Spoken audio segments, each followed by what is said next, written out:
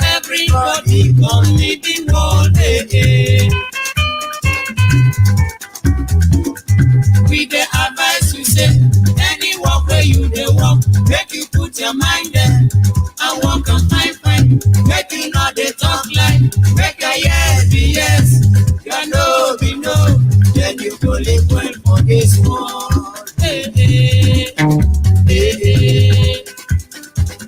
So God go bless you, give you long life, give you many birthdays again. So God go bless you, give you long life, give you many birthdays again. Say thanks to you, happy birthday to you. You go live long for this. Say thanks to you, we beg God to give happy you many birthday to you. Say thanks to you, happy birthday to you. We did they born you. Say thanks to you. How many months ago? Happy birthday to you. How many weeks ago? Say thanks to you. How many years ago? Happy birthday to you. You go live long for this world. To you. Mama, yeah. Happy birthday to you.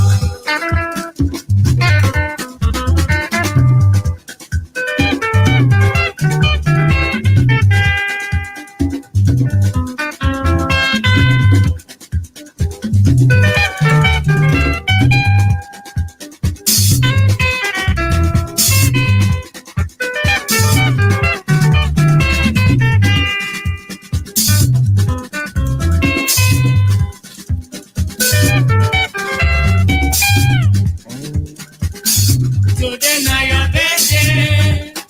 Na the day where you come to join the people wey bin don stay for this world before you come home.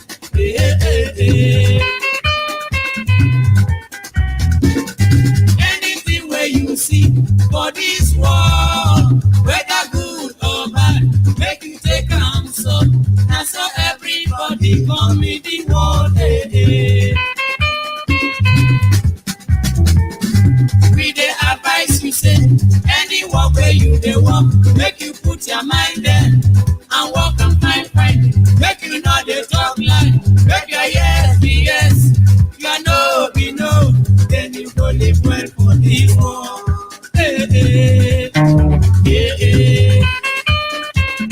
So God go bless you, give you long life, give you many birthdays again.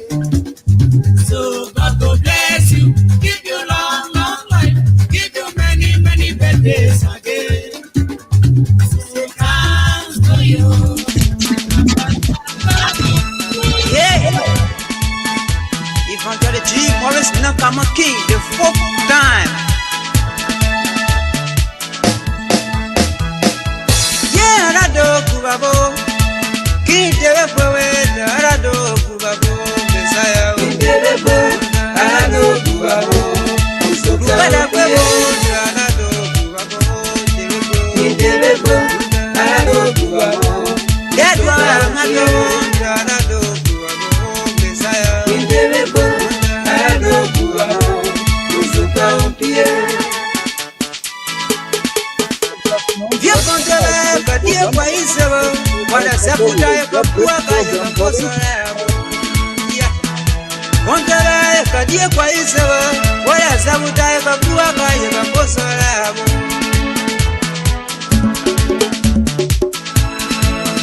Yakaida kada amomeno wa esha meno waya kuba esha mesade wodo kuto yobo mekwala wome kwa jauta dabo yakuso wodo ejauta no yekwe esha mesade dabo ko ayepo dobe nomaka kakaze pa ye onde kusono woye plan ye woka dajera sen adoda mukakwe ye do kuso yikakwa kanokana. Yeah, Rado Kubabo, Bukala Bebo, Rado Kubabo, Rado Kubabo, Esa Masara Wolo Sauta, Kiri Woku, Wokala, Sauta Kurawe, ayekona basa kwasia sauda nolewe uto yakika sawo yikaroko usu wae de sauda de ayi kayando kopia yele kongu ja twa pe la pie nando ye parane arado kubabo ki jisarado kubabo de do ngado sianga ye kwebo amame kubebo Bola zara zawo papa Bokambio debebo Okozo no Yeah Reke Ayeme akona masa Nkoya siya Agua kopia nora hongo keso ya kukae Pasaro da konfieke Nyamnyeka Yeka meka yeka tuwaka Lukabuwaka udawaye Yes yeda kupiebo Dekoba yesa Na ekono yasibo Denura yeka pe Kawatambora keile Megane Kayere tokwambe Aduna yesa tokwanya ewogara Mokosi yada doto yeda yefe nura Aye tanka subabo Yapo na usubo Mama kwate kagbo Yapo papa nurabo Hata kae nwabo Akwaze momelabo Kaya wungate tibo Zebuda kwanutira Yedega tuwape Mapel nando yekwene Lamako manandone atopia Nyakontoka Amna yeduna ngosana Arasana Yeah, I don't Today's Sunday, and as usual, this is Freedom Yeah, Watch. Papa, tokan orabo. Papa, tokan orabo. Yampluna toka se wakle. Papa, tokan orabo.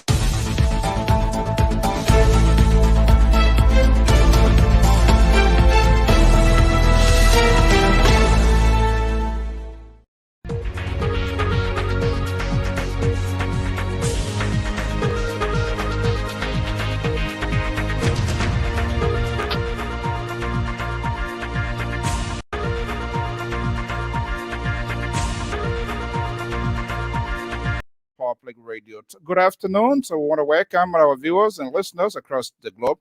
A lot is ongoing. So as usual, Sunday is our regular edition, and very shortly, today is my special assistant. His birthday too, so we gotta give it. Even though there are a lot ongoing, but it would be unfair if we can't appreciate. He's the guy. Let's do a little bit backtracking. We're gonna get information. Time has significantly involved. Saying there, he was a little guy. Then here, one of those days, being dropped off to school on his journey, and here, despite of the COVID, on his virtual learning, and subsequently, he was able to obtain this green gown. So that's huge. So I would say congratulations to my boy Ty Angel. I'm happy he's going to be going to middle school now. So pretty well, he's a big guy. I really wanted to have him behind the microphone here, but the case sometimes things that they don't like, you can't force. You can't force to do it. But what folks who want to welcome you, I welcome. I'm Afonso Z, and so this is your informative news magazine, Freedom Watch. We hope to have the Congress woman here to join us. I'm still waiting here to get a confirmation, even though we had a conversation. But we all know Liberia is really, really a lot ongoing now with this sort of fire. We saw what happened 2 days ago in Moserado, and now it has gone to MARGIBI County, and we managed to have a conversation. In fact, our national correspondent in MARGIBI, Mr. Moses Togbata, was on the site this evening, this morning, as a matter of fact, Liberia's time, and we were able to bring some of the images. We're going to be breaking that, and soon we get confirmation. Hopefully, we're still trying to make connection here, if at all. But notwithstanding, our team of contributors and analysts, they're going to be joining us here in a conversation here this evening. But besides Liberia, there is a lot is ongoing on the global stage across the globe as well. We're going to be bringing you some of these news, making headlines, and what is happening within the global context. It is just unbelievable what is happening. But notwithstanding, time of Francis and so, and I soon we get a confirmation. We're gonna be breaking her. If what about if the survey doesn't do her well because she's out of Monrovia when we're in a conversation this morning, making her way. As a matter of fact, that her constituent, I'm talking about Madam Ellen ATTOH, is the representative from MARGIBI County from the opposition to Liberia People's Party. She is the congressperson on Judiciary Committee, some high-profile committee. But she was very forthcoming with information after we had a conversation here. Hopefully, if you do well, she's going to be here just to get an update. It's very, very early here, but we want to know what is happening now in terms of the humanitarian interventions. We saw what happened few days ago, as a matter of fact, in Monrovia, Water Street, or downtown to Monrovia, if you will, to call that. Where are these fire things and all? Where are these things coming from? Okay. As usual, so we always like to take you across the globe, news, making headlines, and we'll bring it right here. So welcome to all our viewers and listeners. Do our favors, just hit the share button. Invite someone. Liberia Public Radio is on. Let's get the ball rolling.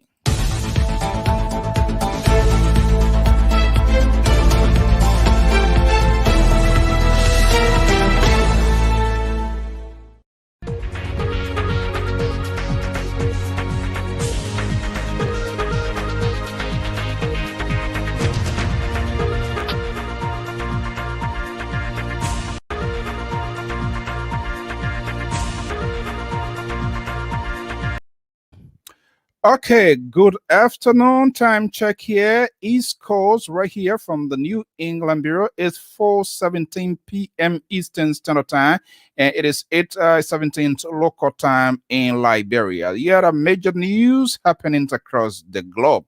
Well, Taliban, according to a major news outlet, Al Jazeera, is now reporting the Taliban forces are now occupying the capital and the presidential palace of Kabul. According to the special, this is the release coming here. Let me just go straight to it. Taliban enters Afghan presidential palace after Gandhi fled, who happens to be the president of Afghanistan, fled the country. This was announced by Al Jazeera news cable network, quoting the reconciliation chairperson Abdullah announcing to the world that the Taliban leader has fled the country. Haiti scrambled to rescue the survivor from a major earthquake. Report says more than 700 dead, 700%. The rescue is still ongoing. That is in Haiti.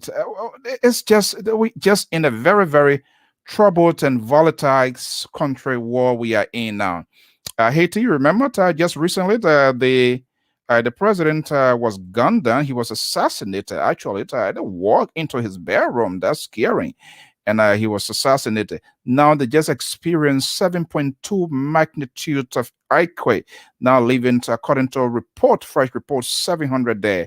And I wouldn't be surprised if that number is to go over the roof. That is what is happening right now.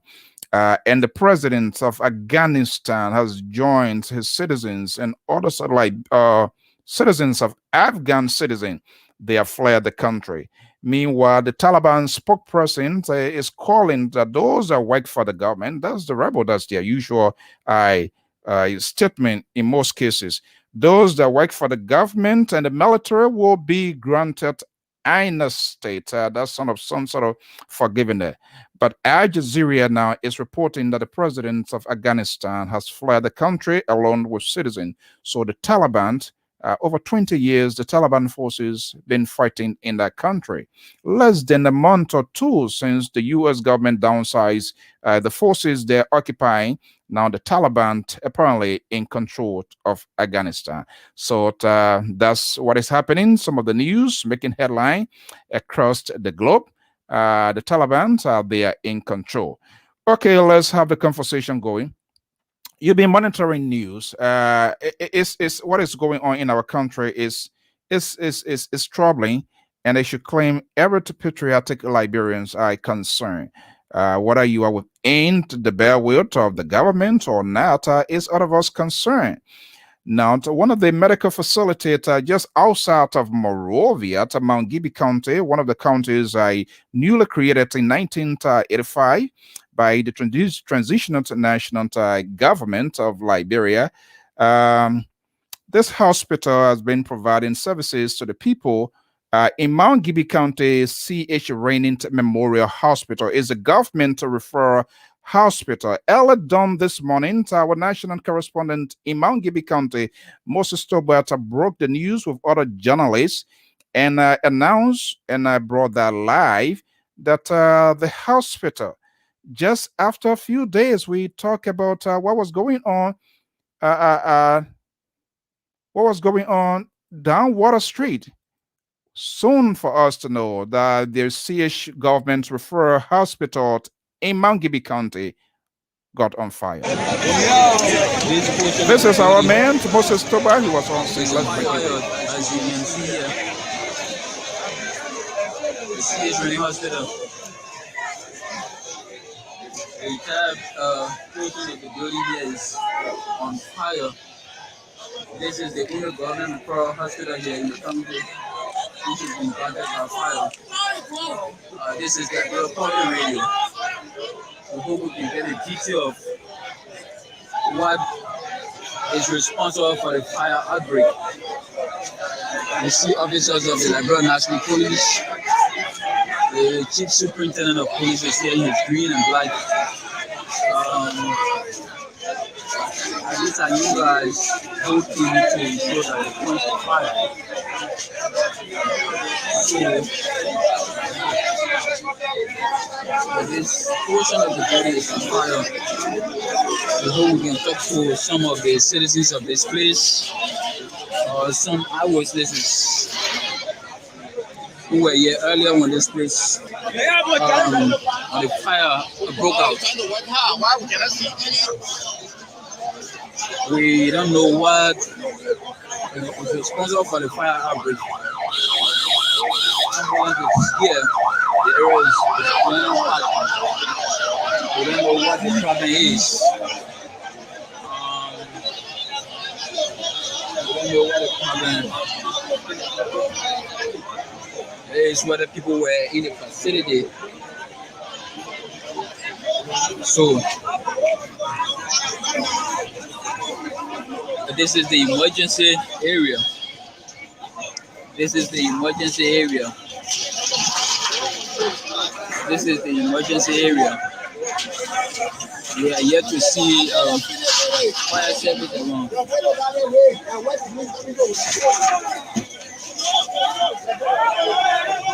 The guys are removing the window bars. The guys are removing the window bars. We are trying to go to at this end.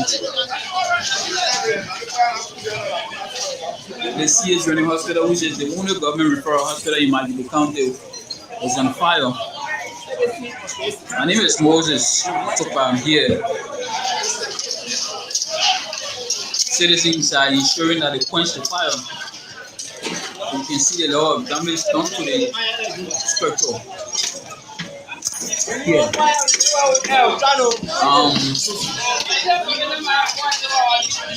This entire portion of the building is on fire.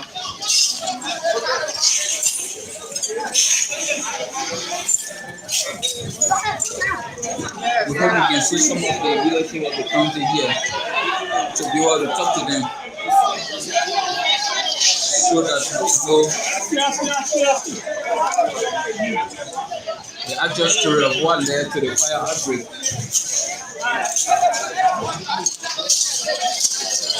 This is the only government referral hospital in the county seeing it being battered by fire.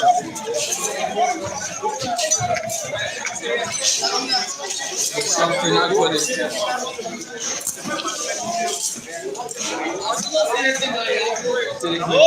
This county are here.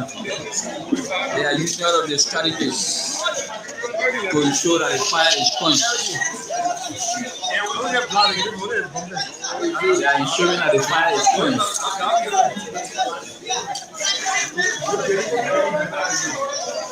They are ensuring that the fire is quenched. But the damage has already been done. The entire roof of the structure is down.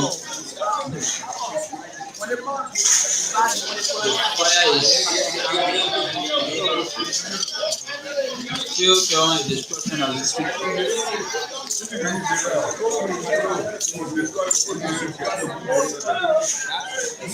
This is happening. This is happening. I hope we can talk to some of the residents of this county, some of the citizens, so they can tell us how they feel about this. Obviously, no one will feel good seeing this.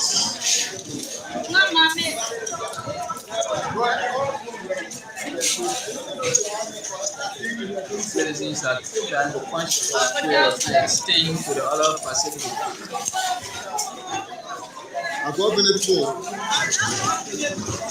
This entire unit has been destroyed.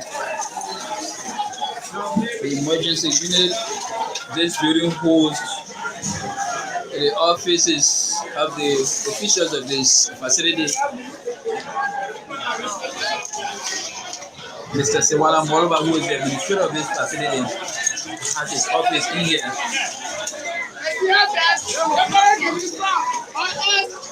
All other officials of this facility, including Fana, is here. The ambulance is here. The guys are breaking the wall. I don't know why. You say you go to this facility. This condition. This is another portion of it.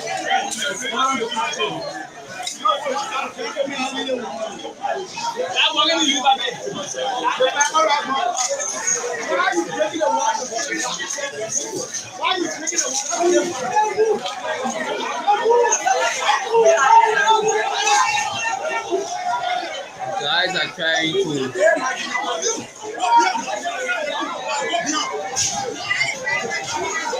guys are breaking down the walls so that the fire does not extend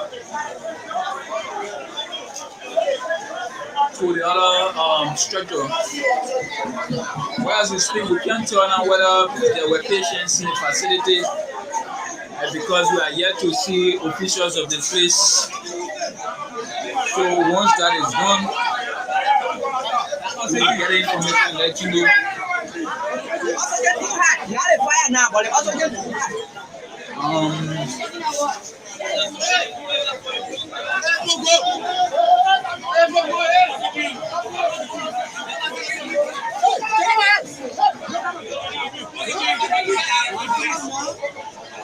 There's oxygen in there, I'm told.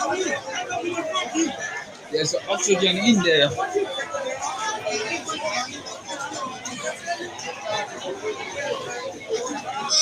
There's oxygen in the facility. The fire continues to increase. The fire continues to increase despite of the effort by citizens of this county, especially the youths. to quench the fire, it continues to increase. As you can see the smoke. If you are hearing the sound in the background as if there's a rain falling, that's the sound of the fire. That's the sound of the fire. That's the sound of the fire. Despite of effort on the part of the citizens, especially the young people, to have it quenched, it continues to increase. It continues to increase. The smoke is taking over as the fire spreads. It wants to extend to another unit here. It is trying to extend to another unit here. But the guys are trying, using all of the strategies. Some are using the sand. Others are using water to ensure that the fire is quenched. But the question is, will this work?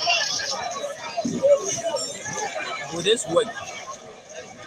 That's the question many people are asking. You see the crowd here.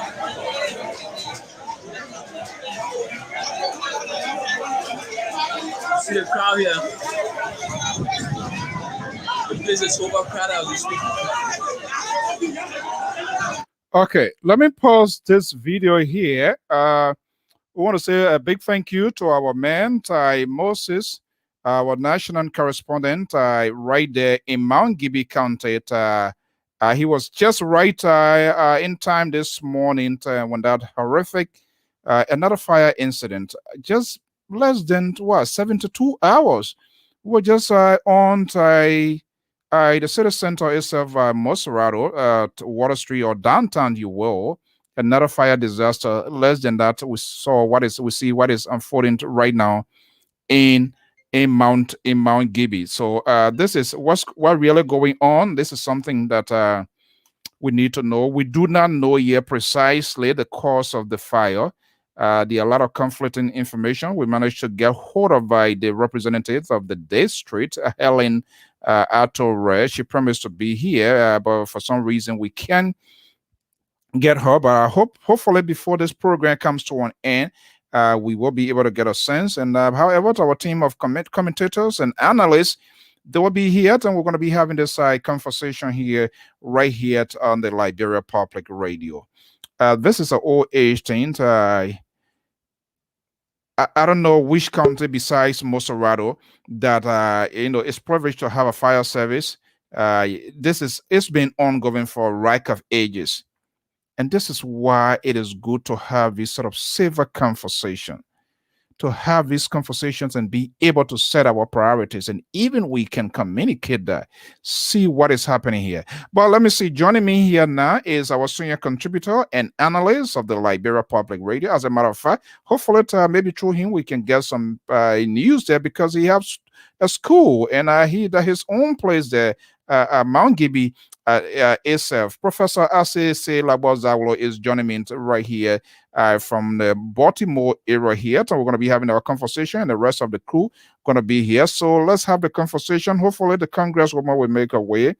If she doesn't come, it's been a hectic day from brief conversations. That is understandable. Let me just bring in Professor ACC Labozawlo, senior contributor of the Liberia Public Radio and Lpr-Tv. Also, I operate two major schools in Liberia. One is in Kakata or MARGIBI, and the other one is in Monrovia. Professor, good evening. Yeah, good evening, Mr. So. What a somber and a very difficult day for us. Thank you very much again for all you do. Yeah, absolutely. And that's your own county, that's your place. That's where your own investment and everything that you're doing here is based as well. So our prayers and thought goes out not just only to the district, but the people of MARGIBI and Motherland Republic of Liberia. Have you had the opportunity to talk to people from inside MARGIBI today, Professor? Obviously, I grew up in that area. I went to that hospital. We were some of the first group of people who ever got treated at a hospital. I still remember the former superintendent of MARGIBI County, Mr. Amos Bond. Amos Bond. Right. Amos Bond used to be the registrar at our hospital. He used to work in the outpatient department there. It was there that he was able to get to know my dad, and he attended my dad's school, the KRTD Extension School, and we had a very strong ties with our hospital. And so yes, I did receive calls as early as very early this morning from my staff on the grounds. We had a plan. We are moving to our new facilities, and we had a planned work to be done today. But then the people did not gather there once this news broke up. They were all running on the scene. And so, yeah, in fact, while I'm on, I wanted to commend some of the young people you saw over there fighting that fire. Were very brave and courageous students at Giddings Polytechnic Institute. Some of my students were some of the bravest ones. They were some of the ones who were taking on that fire in a bold way. And so I want to commend those young students for Giddings Polytechnic Academy. You represented us well. That's the kind of values that we are teaching our students, to be community servants. And so when they saw the fire, rather than running away from it, they decided to take on it head on, and and they were there today, fighting to end that fire. But it's a sad day for so many reasons. The hospital is already challenged. It doesn't have the resources, it doesn't have the facilities it needs, and for it to lose those facilities, it is heart wrenching. It's difficult, and I would love. I hope the representative will come on so that we can have a conversation. Those of us here in the diaspora, those of us, some Margibians already back home, and we are already talking about rebuilding our hospital in the soonest possible time. And so I hope she can come on. Let's ask some questions and see how we can begin the process of rebuilding the hospital and making it even better. But Mr. So, this speaks to the bigger problem we have as a country and the people. Prioritizing, it's an issue. It would cost, if we were to take, and as the representative come, I'm going to repeat this, and I'll give her a challenge, hopefully. If we were to just think about this, Margibi has 7 legislators. You got 5 members of the House of Representatives, and you got 2 senators. If you take the 30,000 that each one of them took and multiply by 7, you get $210,000. $210,000 can equip that county with sufficient fire trucks, ambulance, and other essentials that we need for a better quality of life for our people. Beside that, we don't have it, and so that's why I said I would love to. We've already started the work. Yeah, I'm doing everything possible here, because when it started, as a matter of fact, I think she's one of the persons. I think I had this conversation when we hosted her here. In fact, earlier this morning, when our correspondent Moses broke this news, I said, "Oh, you gotta go there," and we did everything, and he was doing that live streaming. The next, she was the very first person in my mind came to.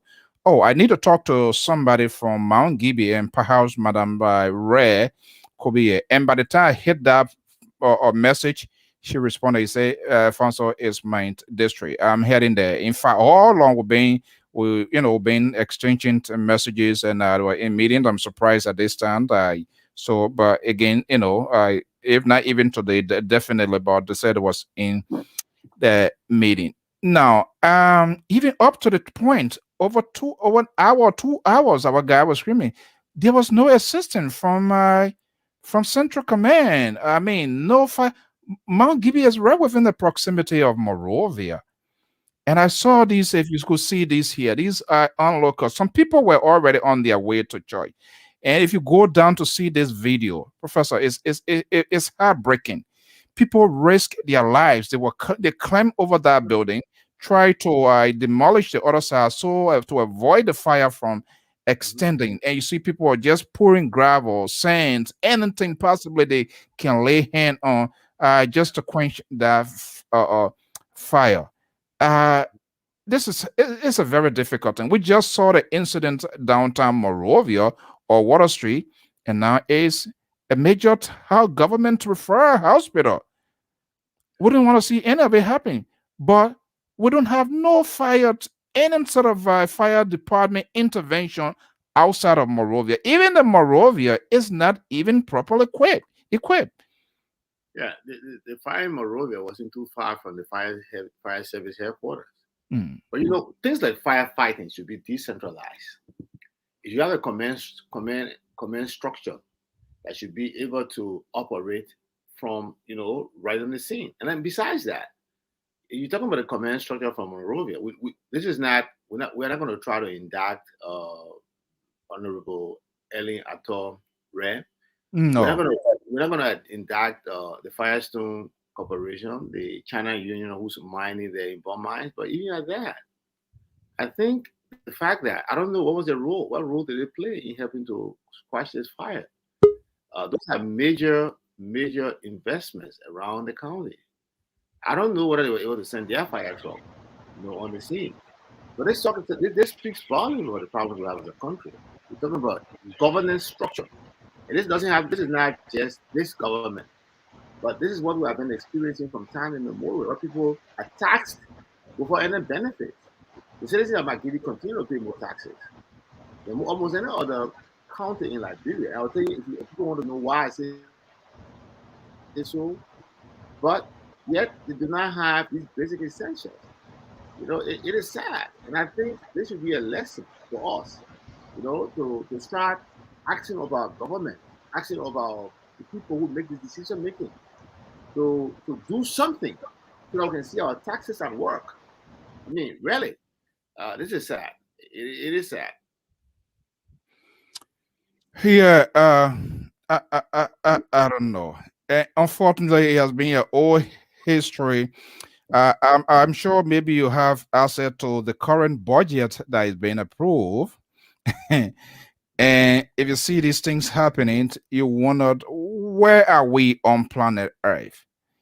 And there's gonna get a big bite again, because I just do not know their decisions, thought process on some of these things are supposed to be addressed, and why even not this government alone, the government of the Republic of Liberia, from history to history, Yeah. there's no any strategic plan. There is no.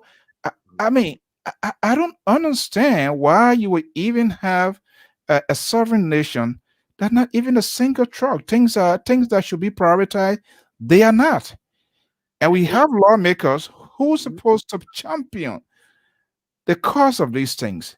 You have this development fund, and like you rightfully said, we saw them to ration money, like as if I was in Camp Waterloo those days during the heat of the civil crisis, and everybody giving justifications. They are building their own projects, they are having their own things. We have to put politics in it. Nobody should tell me. Yes, because politicians cannot make informed decisions for us, for our country. So as a result, we suffer these things. So definitely politics is going to be part of it, because these people are stubborn. They don't listen. You see, the legislators. I'll let you welcome the people progressive first. So Yeah, the liberal. Thank you, Mr. So. Are you okay? Because you came in about volume, everything being okay. You now jump in here. I don't know. I hope you're not bringing fire to LPRA as well. No, and it's not going to be fire in Liberia either. In God's name, God's going to protect us. Okay. you know, When he pray, he don't close his eye, but he always call the omen. That's good. Okay, the liberal. Good afternoon and welcome. Thank you, Mr. So. Good afternoon, Professor. Thank you very much. Good afternoon. Yeah. You know. You know. Look. Yeah, go ahead. So I was saying something. You know. You see, one of the problems is, you know, when you are planning. You see, we do isolated projects, so there's not a cohesive plan to address some of the needs, the many needs of our communities, our county, and our country. So you got individual legislators who might choose to build a bridge in their community. Another might choose to build a football field in their community. We do not sit together to look at each construction, each project within the broader context of development within our space, within our geography. So as a result, will continue to face this problem. Look, besides the 30,000 each legislator received, do you know they also received 11,000 from MARGIBI legislator? I know for sure. There's another $11,000 that each one of them received was scholarship money. And I'll say this to people here, and if the legislator back home don't know it, we can buy fire truck, a used fire truck in a very good situation, from anywhere between $3,500 to $15,000. You can buy them here. That's cost less than the car I heard one government official was saying that they bought for him, $60,000, right? That's $60,000 you spend on that one government official buying a vehicle that takes him, that he's supposed to use the vehicle only for 10 miles a day. That could buy 4, 5, or even 10 fire trucks we use in the country. The places are here. Municipal governments. We gave you those things for little or nothing. If you come here and make the request to them, and then all you have to do is just transport it in working conditions. And they have, I think they are privileged to free duty, all of the lawmakers. But just the transport, that's what I'm talking about. The transportation. Yeah, I mean, you pay the cost here to go. So I mean, get it out of the port, especially going to be used for such a vessel. So it shouldn't be a big problem. Let me tell you why I was in Eula. What we were told. We were told that even if the government makes a case to Firestone might be able to transport it to Liberia even free, because according to what we were told at that time from reliable sources, Firestone has a ship also going to Liberia, so frequently, and sometimes it goes almost empty. Wow. And people are not thinking about these things. The Liberal. Yeah. We don't, the conversation here. We don't please, we respect our viewers, our listeners, but we discuss critical issues, not necessarily things that they want to hear, but are things that they need to know. That's part of our job, and this is why we are not in the mouth or pocket of anybody. We say it, but it must be done proportionally. It was Monrovia yesterday. It is MARGIBI today. You never knows where the next ball is going to drop. And to what the professor is saying, these lawmakers, some people, they don't talk to one another. They undertake their individual projects. We have seen this from time to time. I. So it makes it very difficult, first and foremost, and the bickerings within the body politics of Liberia exacerbated that. So they do these things to solidify their political grip, because I'm in this constituent. If I don't do this, this is not going to happen. So they don't even talk to one another. And we have seen that my own county, we at Grandview, you know that. So if these lawmakers, if they are 5, 6, depending on the the county, if they can't sit to have a common conversation, a agenda that they should drive for the county, how can we resolve these things? Mr. So, okay, hold on, let's see here. I believe our guest is here. Let me just see. Hopefully I get her image here. Okay, yeah, we go. And we want you to bear with her. Oh, she's gone. Oh, but she's going to be coming back here. Go ahead. That's Congresswoman Helen ATTOH. It is her district. Very person, very spontaneous when it comes to communication.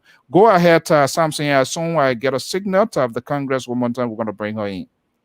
Thank you, Mr. So. And I think it is very difficult in this time. First of all, our prayers and thoughts are with the families and the community that has been affected from the fire in Monrovia to that of what is happening in MARGIBI. But here is what I would say to that, Mr. So. I think someone said here once on public on this platform that these positions, government positions in legislatures and things like that, those are considered, especially the lawmaking position, those are now considered means of survival. They are not something that is there to serve the people. So they will do everything they can in their power to get to these positions, including spending huge sums of money for these young people to be instantly gratified at that moment. And when these people are given the position, this position goes for 6, 9 months, 9 years or what have you. And so there's not much incentive for these lawmakers, my opinion that is, there's not much incentives for these lawmakers to come back to the people and try to ascertain exactly what is needed in that area. And sadly as well, Mr. So, most of these lawmakers are from the area, grew up in the area. They should understand exactly. They don't even need to ask questions, because when they were growing up, they grew up in the same poverty that these people are still going through.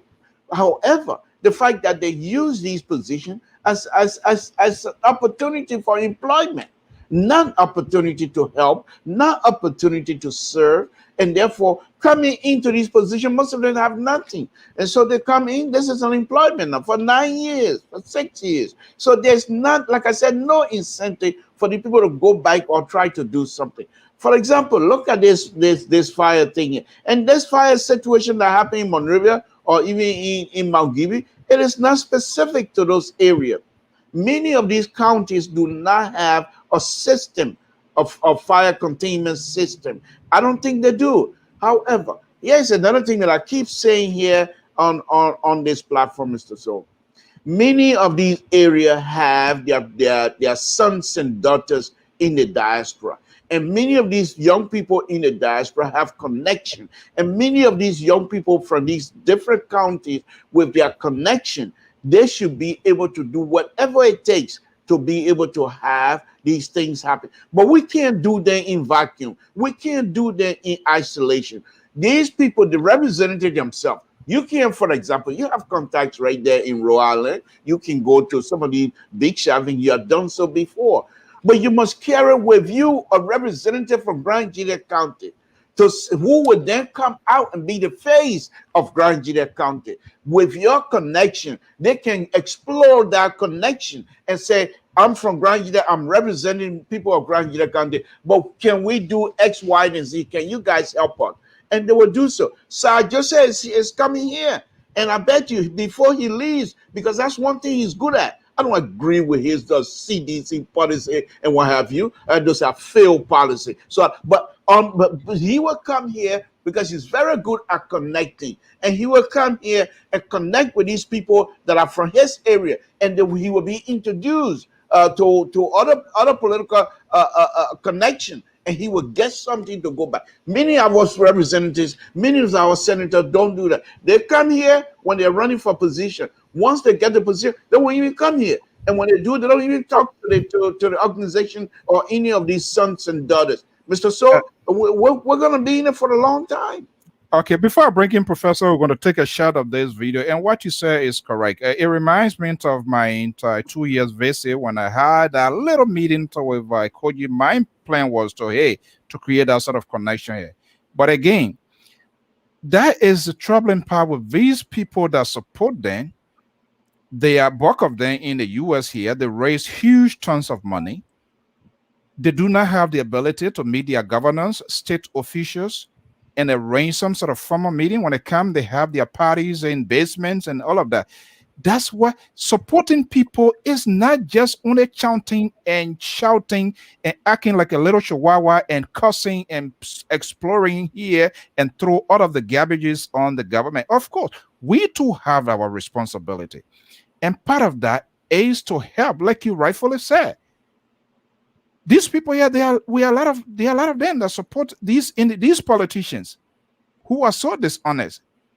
But when they come here, they don't take them to these state offices or to local leaders to say, hey, to identify something strategic. I want you to meet this person here, and this is what we want to do. This, if you don't ask, they will not give it to you. You who wants it, you have to request. I want us to listen to this. I want us to see this here.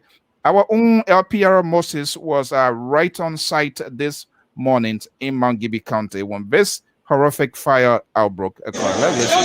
Appeared from the county, from the national level. It is the effort of the citizens. It is the effort of the citizens that is helping to quench this fire. They are actually doing their best, they cannot do more than their best. This is Liberia Public Radio from the compound of CH Hospital, the only government referral facility here. This entire unit is down.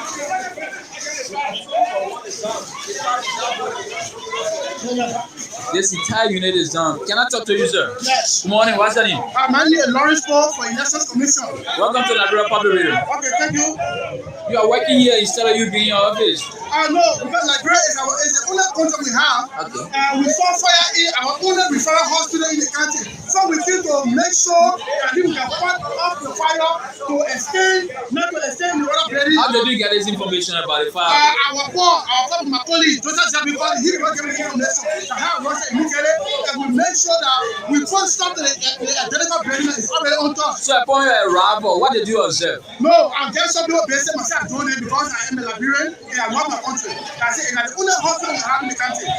Have you got any information as to whether patients left? No, for now I have not getting any information, but the first thing is to address the situation. The identical building is already on fire. Now make sure that it's done. Then before it will extend to the next building. So at least from there we will know. Do you benefit from this facility? No benefit. I'm talking about coming here to take treatment and what have you. Oh yeah, my family come here. I come here. My family come here for treatment. So what this means to you? It means a great setback to me because when the hospital is down, I feel that my family and the other family outside MARGIBI country will also be affected. So what strategy are you guys using to ensure that the fire is well, we're using the same, we're using the water, the women and the men, they are all with us doing the work so that we can make sure that the identical building has already been damaged to make sure that it can only remain. It's not extend to the next building. What message you get for the government? The message I have to the government is that government should make sure of sensitive areas already hospitals, you have farmers, you have water tank, which you call fire service. It should be here at all times because we don't know. Okay. This is heartbreaking. The Honorable Month, she's trying, but she's in Kakata, so the network there is giving problems according to what we get in there usually. So let's move this here because the more you listen to this here, it just makes you to develop very bad feelings. Yeah. Can she connect through just a regular phone call? Yeah, that's what I'm trying to. That's what I'm trying to suggest here, because that's what I'm trying to do. Yeah, that's what Mr. So. Mm-hmm. Let me also say this while you're going at it, trying to connect the honorable. Hopefully she will join us here. But let me just say this here as well. Leadership, and the professor can speak to that because he's one of those who've been in the Liberian community leadership line for a very long time, and he has a very good experience of that. And of course, sometimes we make fun here and think that, but people like the professor has been in our community, one of those that continue to be like the glue of the community, because whenever things are happening, his name will be called, of course, and he's very much connected in the community. So, but here is what I think here, Mr. So, and it's very sad. It's very sad. You don't have to have a PhD to be able to be an effective leader. Common sense. People look at that video you saw over there. All of those young people that were sweating, trying to put out the fire, you think they're going to get paid? 5 cents, they're not going to get. But these are people that were doing it from the bottom of their heart because they have common interest, which is that hospital, which is that referral hospital. Our people, the leadership should take advantage of these kinds of things. I've always told you this, Mr. So, anytime something is given out to the people, and make sure the people have invested interest, not necessarily physical interest, but you make the people to be part of that process. They will guide it. They will do whatever it is to protect that. And this is exactly what was happening. These people you saw over there recognize that this community hospital serves their purpose. It's not necessarily just for money. So what I'm saying, Mr. So, is some of these things that these leaders need to do. For example, you go in a community like that, you have a volunteer services. Here in California, you have volunteer firefighters. And most of these volunteer firefighters, they live in the hills where you always hear, oh, California on fire. These people live there. So then they have interest. They will do whatever it takes to be protected. Now, in Liberia, if you put this group together, and one of the good things that Liberia has going for them, and not just Monrovia, every little thing, whatever pump boy, cassava leaf fryer, potato green cooker, they have a community, they have an organization. So it's very easy to tap into that. You bring these people on board and say, we're going to have a voluntary firefighter. They don't know how to do it. But why don't you build some sort of a Babati structure somewhere outside of the city? And you set it on fire. Say, you don't go practice. Just like you do with football practice in the evening. Have these young people to practice how to put out this fire. Communication process. When this thing set on fire, who the first person connected? Who's supposed to be what? Who do we connect? You have these young people have these drill. Everybody have cell phone nowadays. When you have these kinds of community connection, I don't know why I'm telling this thing here, because this is, I hope CDC don't use it before they win the election. I don't know why I'm giving them a beautiful idea this afternoon. But no, on a very serious note, this is our country. Even if CDC use these kinds of stuff, that's good. But when you have the people connected, Mr. So, you will have these kinds of things. Not that they're not going to happen, but you will have a quick and effective response. These people, you put them together and say, okay, you know what, government ain't got money. Every one of you, 400, 500 of you, whatever it is, 10, 15 of you, each of you will get 25 cents. You know, Topman Day, they used to have what they call PRO. They used to pay the old men then $15 a month. But by the time you start something in town, small little thing, you cost the government. The next thing you know, they are costing business in Zwadru already. PRO feeling carrying it. They're coming for you. But those are kinds of stuff I'm talking about. Those are effective tools that can be utilized to be able to help where the government is unable to extend their hand immediately. But those are things that is lacking. So look at Jefferson Koji from what I was reading on one of the social media. I don't know how true that is, but he went downtown without any investigation. He's a mayor of a major city in Africa, without any kinds of committee put together to do serious investigation. What happened? He went over there and said, I understand their truck here belong to what is it? Amina Madal, whatever truck gasoline company. Is that Aminata? Is that Aminata truck? Yeah, it is. Aminata been in Liberia from the Rock of Ages. Exactly, and this is the point he's making. This is a very serious damage of properties here, and these people will be responsible. They'll be able to. They'll be responsible. How are you going to say you're mayor of Monrovia, even if these people trucks are involved, and you're going to sit right down social media and say these people are going to be responsible?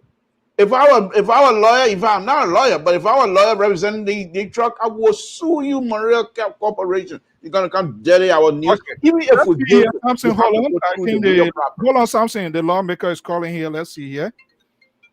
Okay. Hello. All right. Okay, the block here. Let me see here. Let me try it. Just bear with me, guys. All right, just bear with us. I think she's doing everything possible too. Let's see it. Hopefully, I'm sitting on my cocktail. You know, it's her. Man. Oh, the cocktail worked today. Just bear with us. As soon as we get her on, she will.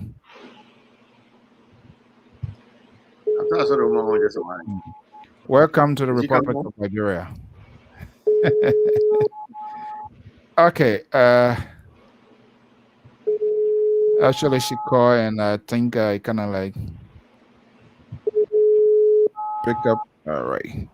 Maybe it's ringing to. Maybe it's not even ringing to her. Okay, guys, let's just have a conversation when she. I'm sure she's gonna call back. She's been trying to. Where is the center right?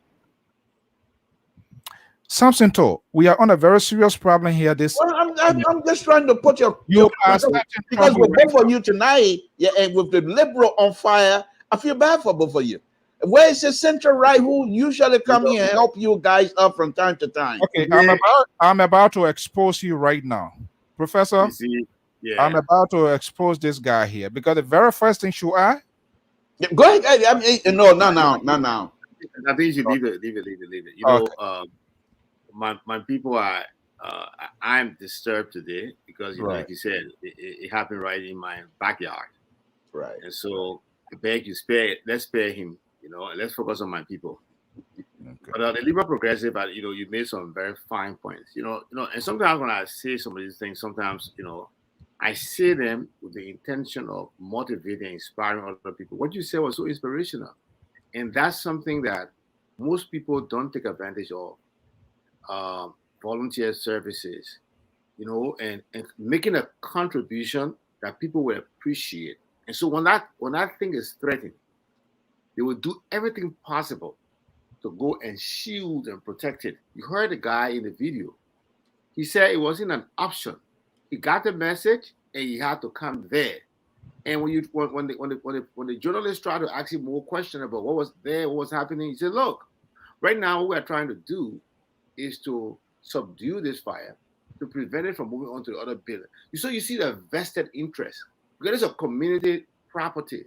They see it as communal. They see it as something that is serviceable to them. That should be something that should convey a message to our government officials. And when we speak about government, we're not just talking about this government. We're talking about all government even in the past, that they should have thought about this thing. That the more of these things you do for the people, you radiate that kind of feelings of belonging and commitment and shared responsibility in the upkeep of those kind of facilities. And speaking in that line, yesterday, it's connected. But yesterday, my school is moving to a new location, and so yesterday, the students, the staff, and everyone was volunteering to go and spruce up the place and do the painting and everything. And I was worried about food or something to motivate them. But here's what I heard from my people. They said to me, "Mr. Zawolo, we don't think food is the most important thing now. You're spending too much money. You have invested in this thing. And so at this point, we should be the one to give back to you. We don't need food." I'm telling you, I heard this thing from young people in Kakata yesterday. And we'll do what we're supposed to do. And they did what we were supposed to do yesterday, and they were supposed to go today. Now I got the call that, most of the guys who worked yesterday were already at the CH Rennie Hospital. And one of the young men who I heard was one of the bravest and most courageous person in the crowd over there is a student at Guinness Polytechnic Academy. I'm not going to reveal his name, but again, the citizens want to help. And they will stand by those icons. They will stand by those structures of society that is serviceable to them, And I think there should be a message to our officials that you have something in your favor. You have a willing and dedicated and committed citizenry. Let's tap into, their willingness, their preparedness, and their readiness. And let's find ways that we can develop them in those areas, like Samson spoke about. Organizing volunteer firefighters, organizing volunteer city cleaners, organizing, those kind of things. We need to start working on it so that we can be able to tap into it and be able to help and complement government where government is not able to, to be able to help necessarily. But this is very serious. This should start a conversation. Because so I will pray that, if the honorable representative comes, she will find an opportunity where we'll bring our legislator from MARGIBI and maybe from other counties, not just one, but a couple of them to come on. And let's have these conversations about what you can do, what Samson can do, what I can do in terms of connecting them to. Exactly, Professor. For some of us, it is our quest to drive in that direction. But it's so very, very much disappointing. Not all of them, but most of them. I think she's one of those who always spontaneous, but I know she may be finding it very difficult from MARGIBI with the. So that's the essence of this thing, is to create a conversation, create a dialogue that, we ourselves and ordinary Liberians are a very compassionate group of people, but as the saying goes, if you hang up with the wrong folks, with the people who cannot look in your eyes and tell you when you are going off track, if you hang up with them to be the one to just glorify you, whether it is wrong or not, then it's difficult. Because even when we talk to these people and say, hey, we want to have a conversation, by the time you turn your back, you call them, either man die, the driver now, well, my granddaughter, and this and that. It's like they just still don't even know their responsibility. Nobody gonna bring you here and insult you or do something. It's just a matter of having this sort of conversation with the hope of us finding a common ground, you know. And like what Samson said, instead of having these politicians strategically having these people, you know, assembling all day in Morovia, dancing, chanting, jumping, there are other ways that they can engage them to become more useful in the community. And these people, these leaders, they also have to drive that agenda. If you're from Grand, you're from Maryland, you're from whatever county, gather the young people there. Hey, why can't we do this? Engage them. Have a town hall conversation. Hear from them directly some of these grave concerns. Saying you don't, because most of them, 99% of them, they don't even have offices. And that's what I was so pissed when it came to this whole money here, because none of them ever went back to these people to talk to them. They never had a prior discussion. And all of them, all of them knew that they were going to be receiving that money. There was no conversation with them. But they tell the people what they want to do without them even making an impact. And that's why you always repeatedly say on this network that engage the people, because when the community, when the neighborhood is involved, these people, they have their community leaders, they have their local chairperson. It's just a matter of hitting to these chair people. It's just networking. Get to these local leaders. You don't have to bring the whole group of people and discuss with them, and they will tell you exactly things that are confronting them. I think you have seen this budget, right? No, yeah, but I read about it. I believe Yeah. it's we are again. They have their own. Labro man say Gorbachev. They have their own Gorbachev in there again. yes. So how many times we keep having this sort of conversation? Believe me, by tomorrow, before May week Wednesday, the whole issue of Kakata, it will go away. And no lawmaker, no community leaders, nobody will even think, okay, there's a past experience. We saw what happened. What can we do now to avoid this? And this also comes to us here in the diaspora. There are proliferations of different counties, organization here. Also in terms of for financial improprieties, we also corrupt, dishonest, but I'm not sure whether this sort of effective engagement with these national leaders is also there. And even if these leaders are also willing to have dialogue with people, because once you sound, straightforward to this person, you've been seen as person who is antagonistic, and they will not want to do business with you. Samson don't like you. Samson to say X, Y, Z. So I don't know, how can we get out of this? Well, Mr. So, thank you very much. And I let me poke the professor a little bit, just for a few seconds. And already, Mr. So, no, hold on 1 second. The professor told you here. This is sort of a forgiving attitude now. Mr. So, I'm not here for this kumbaya stuff here tonight. Please, I know our people are suffering. We're doing everything possible, but that doesn't mean I should come here and come up with a kumbaya stuff that you guys trying to preach here to me this evening. I'm not on board with it. Let me just say this. No, let me just say that the area of the community involvement and what have you is right in line with the professor as a socialist. He attended college over there in the kitchen of the socialist community. So he really loved this idea of community involvement. So he's not a stranger to that. That's what I was talking about. But no, Mr. So, on a very serious note, what is happening right now in Liberia is sad, very, very sad. And I will say this again, it's going to sound ridiculous, but oh my goodness. Did we say center right? Why didn't you tell me that the center right was coming so that I can prepare myself, Mr. So this is that's ambush. That's ambush. You're just ambushment. But anyway, let me say this. I'm prepared anyway. Let me say this. On a very serious note, what is happening right now, Mr. Soul?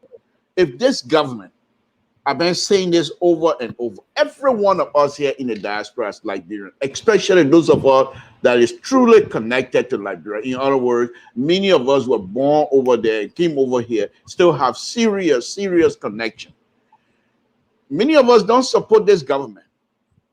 And believe me, nobody would want to do anything to say this government is going to get our money.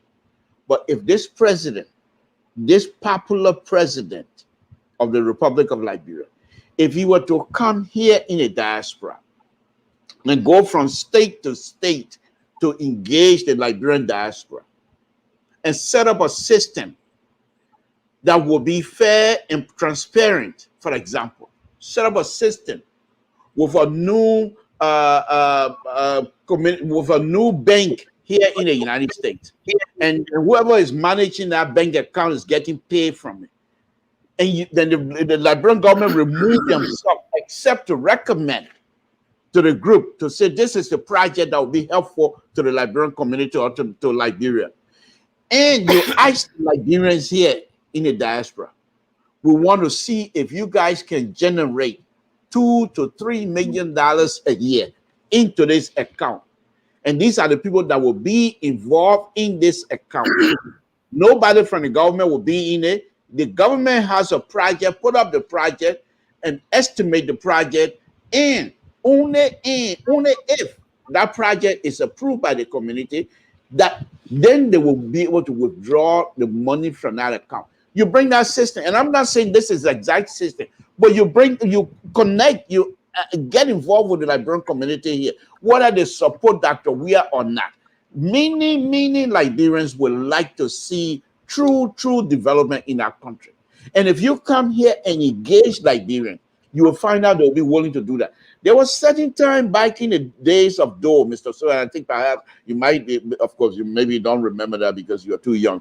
But there was Mr. So, I said those days you were too young. So please let me finish my statement. How can I don't want to say your age, but look, let me just say this. Though, according to the story, because I wasn't there, but though were able to connect to Granadians living in Monrovia to make certain amount of their check available to a project in Granada County to build streets in Granada County. And the people, even though other people were complaining, but once they find out this thing is going to help my county, people are willing to do that. People were willing to do that. As long as it was transparent and accountability was provided, people were willing to do that. This is exactly what I'm saying. If this president, don't get me wrong, people say, oh, I don't like George, but no, they lied to you. They love him. They love him. We all love him. If you take that presidential title from him and he becomes your opponent, we all sing the opponent song. Don't let anybody fool you. So if that same popularity that he has with us, if he comes here in the diaspora and said, this is what I want us to do as people, let's move this forward, people will be acceptable and be able to do that. Mr. Okay, folks, just hold on right now. It's happening. So a lot is on.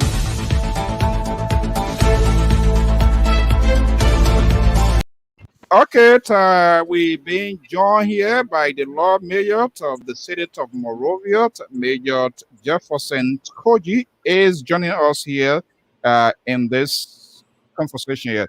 Mayor Koji, good evening. Are you there? Okay, hold on one second. I'm not sure why this thing. Okay, just hold on. Okay, are you there, Mayor? Are you hearing me, Mayor? I'm hearing you loud and clear. Okay, good. All right, much better now. Okay, folks, guys, let me just interrupt you. It's more or less serious than what we are on now. The law mayor of the city of Monrovia, Mayor Jefferson Koji, is joining us via this phone here. Mayor, thank you for joining us here this evening. First of all, how are you doing? And welcome on Liberia Public Radio. Well, thank you so much. I'm pleased and honored to bump into this show. I'm just leaving from Ominga, driving out of Ominga. It was situation there. So while driving back to the office, and my security just brought the phone to me, and I beginning to follow this program. It was my first time ever, and fortunately for me, because I know Professor Zaulo, and I said normally I don't call on these social media platform, but I just felt that it was kind of a different, and I thought that the content being presented from your own discussion, and I just felt behold, and I thought it was very important so that I could be able to participate. And I think a lot of the talk show, social media talk show, what we can say clearly is that the presentation of content, has to be, and sometimes the country is perceived, heavily divided. So I'll be quite frank with you, and I listen to something, and all of you guys, it's my first time, yes, I know Professor Zalo personally, and so I said, look, I think it's important. This is what we're yearning for, a platform. It's not to praise sing, but a platform we will see and examine the country and provide recommendations, and see those recommendations can be very much, appropriate, for the farmers of our country. One of those recommendations already, clicked, my attention was the one we talk about volunteerism. When when the distinguished father in there called Samson, I mean, I call his last name, but Samson. The liberal. He was trying. That a liberal progressive. Go ahead, Major. Progressive. So he was mentioning that, it's kind of, it's kind of a very much interesting to know. It's easy to mention. Taking into consideration my own background, I came from national student activism before being fortunate to join me into national politics, and currently where I am now, the president have reposed his confidence in me to give back. So basically, a lot of my engagement, some people ask me and say, look, Jeff, how you managed to engage the situation in Waterside? It would ensure that you engage in your predecessors. Those engagements were very hostile. They were greeted with hostility. We engage the people, we get them involved and ask them. So sometimes we policymakers, we love our people so much, we want to engage them, but sometimes we do not get them to participate in finding the solution that will ultimately affect them. So you engage them and you ask them.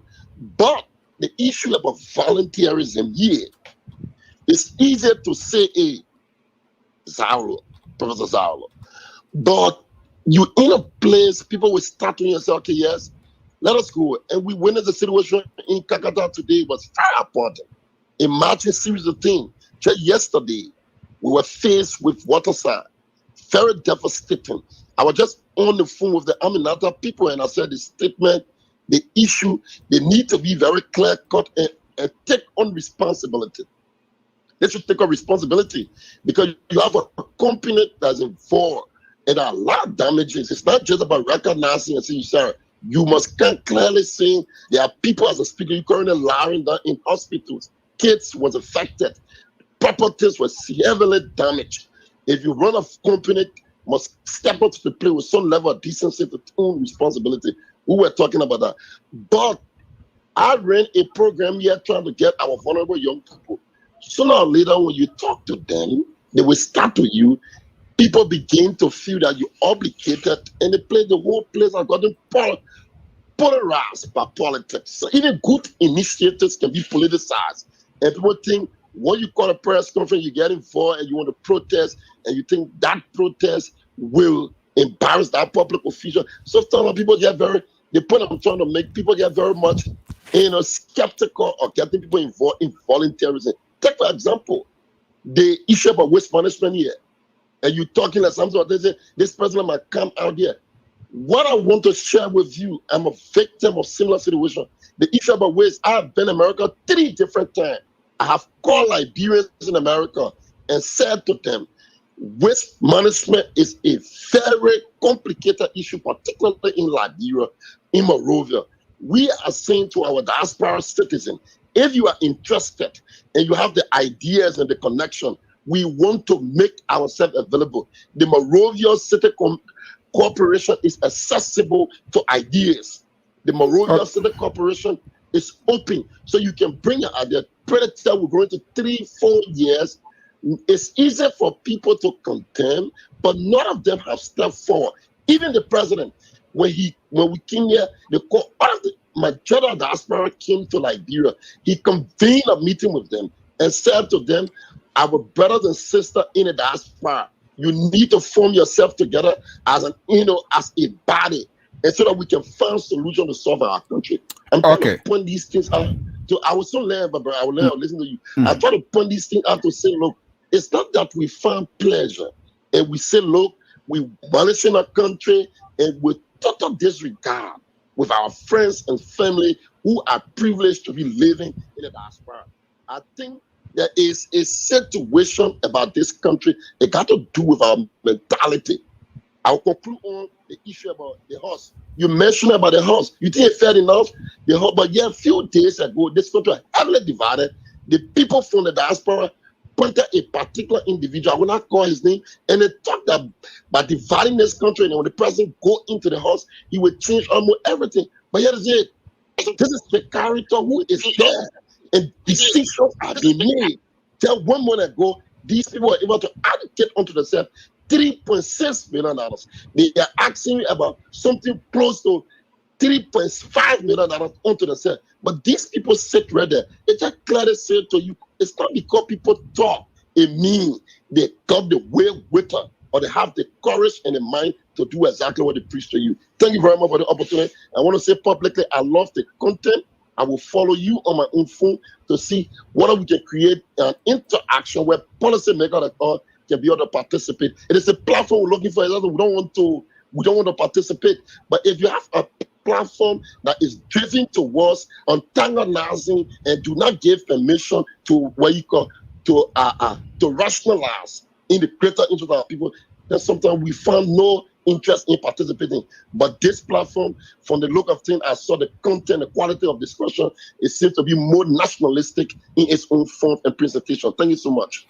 Okay, well, that's the voice of the Lord Mayor of the State of Monrovia. Mayor Kogi, thank you. And what a good Sunday for you to bump into the Liberia Public Radio. 2 years ago, I visited your office. You were having your lunch. You offered me to have the interview, but it didn't work out. But it's better late than never. And like you said, we are not for, we are not against. All we do here at Liberia Public Radio by nomenclatures of our institutions to put the image of Liberia and to hold our leaders accountable, including our very selves, in terms of the conversation that we keep. That's why we have people of diverse background. Professor Zawo is a strong die-hard, belly button die-hard seditions. He's been bashed here and he never walks away. We have this sort of conversation here. But since you're here, let's have a little chat and hopefully we can arrange something here where maybe we can bring you a via video so that people will see. We don't want people to die. So that person that's talking is not sound like Major Koji, that somebody who can do that. Yeah. So let me ask you here, and what you say is true, and we are hoping to do that. But at the same time, the government, you also have to play a part by opening up to people who disagree with you and listen to, especially when they are taught is season and is incivility. Mr. Mayor, what is happening right now is troubling with this whole fire thing. It's not from this government here, but I'm wondering whether there's a lesson that's going to be learned, because it was downtown Monrovia yesterday. Yeah, we are in MARGIBI. We don't know where else it's going to be going. What is the conversation ongoing now? You being a close confidant to this president, what is the discussion ongoing right now? Well, thank you ever so much. Basically, the first measure that I've been taking from the Monrovia City Corporation, we tried to reach out to. We firstly commended the fire service department. We also reached out because I was on the line calling the Lpr-Tv people. We reached out to them for their swift intervention to what's happening in downtown Monrovia. We also collaborated with the Liberian National Police. We ensured that, yes, indeed, we got the citizen in there to protect the people. Since we slept there, the foreign day I was there with them after the incident for 7 o'clock to the 2 a.m. in the morning. The next morning we went there. We ensured that people were taken to the VRA hospital. So we're trying to track down, and we're trying to track down victims, and we're trying to engage business people that got. So all of those information. So Monday morning we trying to convene a meeting from the public where we already started. Instead, we have prevented a vehicle from platting the street in which the incident occurred. We said those kind of vehicles should not be platting the street. So we convening a meeting tomorrow, hopefully by 11 o'clock to 12. We're hoping to have a meeting at the Monrovia City government, where we're going to have the Ministry of Transport will be in attendance, the public will be in attendance, the Liberian National Police will be in attendance, the Liberian National Fire Service will also be in attendance, what we call what you call Lpr-Tv also we are expecting for them to be in attendance, so that we are, government officials can be able to know exactly what some of the measures to be able to build. It got to do with capacity. It got to do with capacity, a lot of things. So fortunately for me, I've planned a phone call to the finance minister. He also was very troubled about what took place to MARGIBI. I think a delegation have decided they left headed by the finance minister. I think they went to MARGIBI. I haven't spoken to him. What of the engagement? But I think it's clear cut that it needs a speedy government event, a speedy government intervention. Where, because we told yesterday was Central Monrovia, today is MARGIBI. The fact that we do not know what next county and what next community, so it behoves us as policymakers now to be able to get involved in measures that we take preemptive track. So one of those things to do is for us to meet tomorrow and to see what is the immediate intervention that can be constituted. So with our meeting tomorrow, from the VRA agency and ministry, we will be able to decide and find remedy to some of those things. But I think the president is very concerned. He's been duly and adequately informed about the situation. Okay, that's what I coming to. Whether the president is being briefed. I know you say you bump into us here, and to get you guys is difficult. So you got to save your people here for a few minutes. We can arrange it. We can arrange. So let me just hold on. Let me go to my guys here for 1 or 2 questions and see where we can go. Let me go to the Liberal. The Liberal Progressive, are you there? Yes, I am, Mr. So. Thank you very much. Mayor, good evening, and thank you for joining us here at Liberal Public Radio. I hope this is not going to be your last time, because I think those of you that are our leaders, we don't agree with many of the things you guys do. However, you are our leader. We have to respect you, and we do that. And just before you came on, I was one of those that took you to tax. The fact that you were over there at the scene yesterday, and the statement attributed to you, saying that the truck, whoever the truck belonged to, will be responsible without launching a clear investigation and having a report on hand and making that statement. So I was taking you to tax for that. I've also, on many of my own show here on the platform, and I'm sorry that many of you don't even sometimes pay attention to these things. That's okay. We'll continue to do that. But I have taken you to tax on many occasions. For example, the waste issue that you just talked about here. There are many of us that have interest in those things. There are many of us that have the ability to do and help. It's not necessarily to get paid.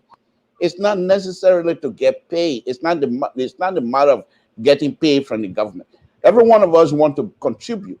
But how do we do it? Who do we contact? Those are the kinds of things that we have been talking about. For example, another example, a few months back, you, the mayor, you and the city of Monrovia decided you were going to clean the street.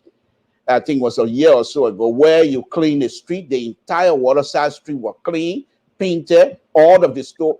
And I thought that was a wonderful idea. And as an engineer, I thought it was a perfect condition for the drainage system in Monrovia to have been taken care of.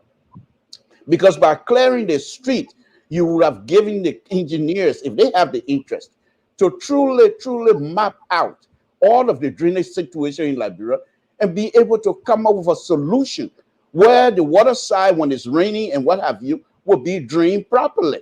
Believe me, I know waterside area is below sea level, but you can buy the pump and pump the water from waterside over back into the Dew River and keep those places clean. But that didn't happen, and the people back on there.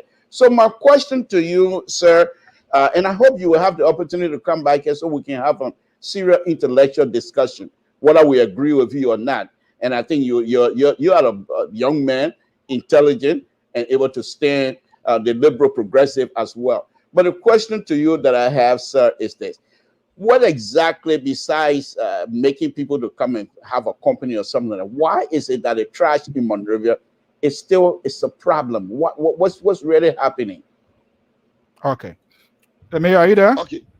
Yeah, I'm here. Okay, go ahead. Well, thank you. And sometimes, you see, it's not that, like, for my initial comment, it's not that we deliberately refuse not to be accessible, but there are some given circumstances that sometimes prevent us not to be, what are we overwhelmed with some of the responsibility? Yeah, and something like you said, I'm not saying to you I want a platform to be praised or be greeted by praise sinker.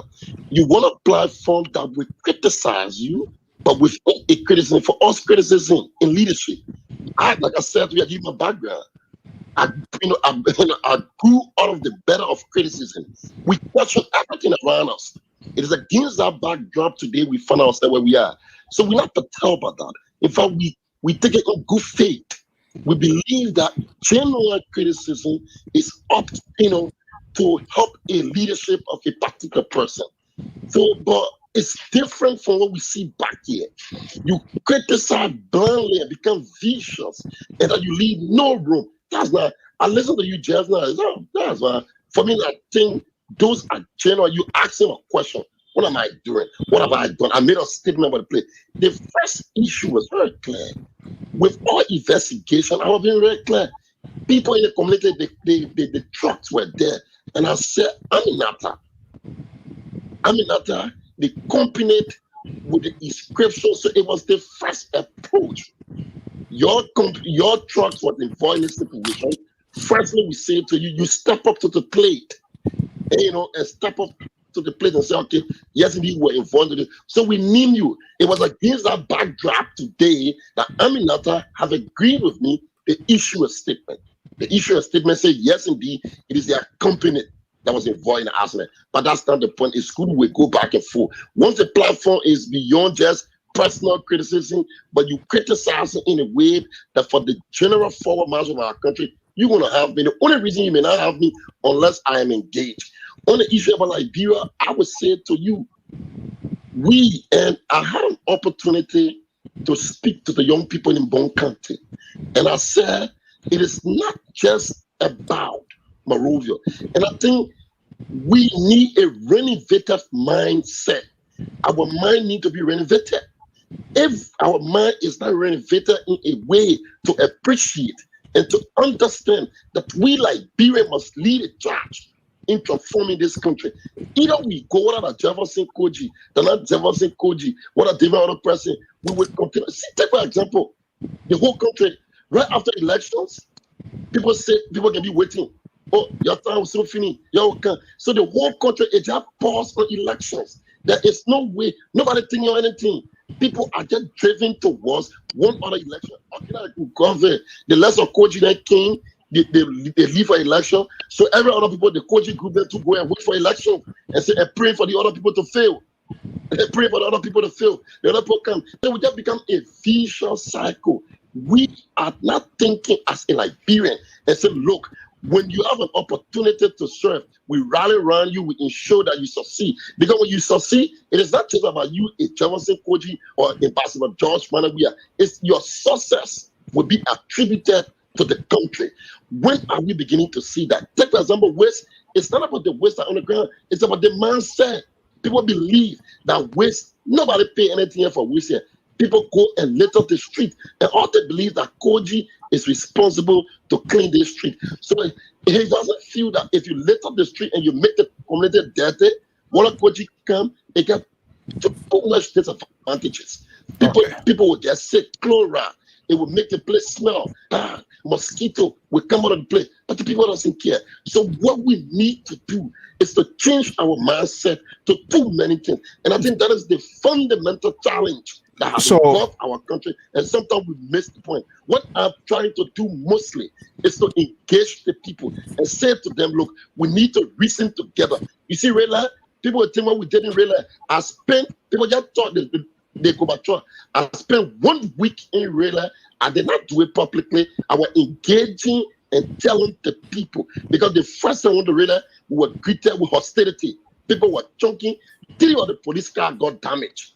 So, and I talked to Patrick. I said, Patrick, we cannot move in with force. And we move in with these guys. We say to them, we allow them to understand that what we're about to do in Rayla is something that is beneficial. It was the way we did 1 week after, before they agreed to this. But yesterday, it became political. People desire to politicize that. So I agree with you, the labor, progressive, that the issue is about mindset. We have to change our mindset. If we do not change our mindset, it's practically we'll be wasting our time. The lack of coaching will leave for you. Whosoever come there will still be confronted with this given reality. Okay, Mayor, before I go to our other contributor, Mr. George, and hopefully Professor, let a care your own baby here too this evening here. So not because you're sedition, so you can ask. Talking about mindset, Major Kochi, let me ask you, is your office or is the government doing much? What sort of mindset you will be driving that the recipient end or the receiving end will say, okay, I think our leaders are coming. Is there anything specific you put forward and people not understanding? When I entered the Monrovia City Corporation, the Monrovia City government, what are a few things? There was no communication arm. I created what you call the Monrovia City TV. We have the Monrovia City TV, and there was no platform. And we got about 65% of the young people in the country. So we created a youth department.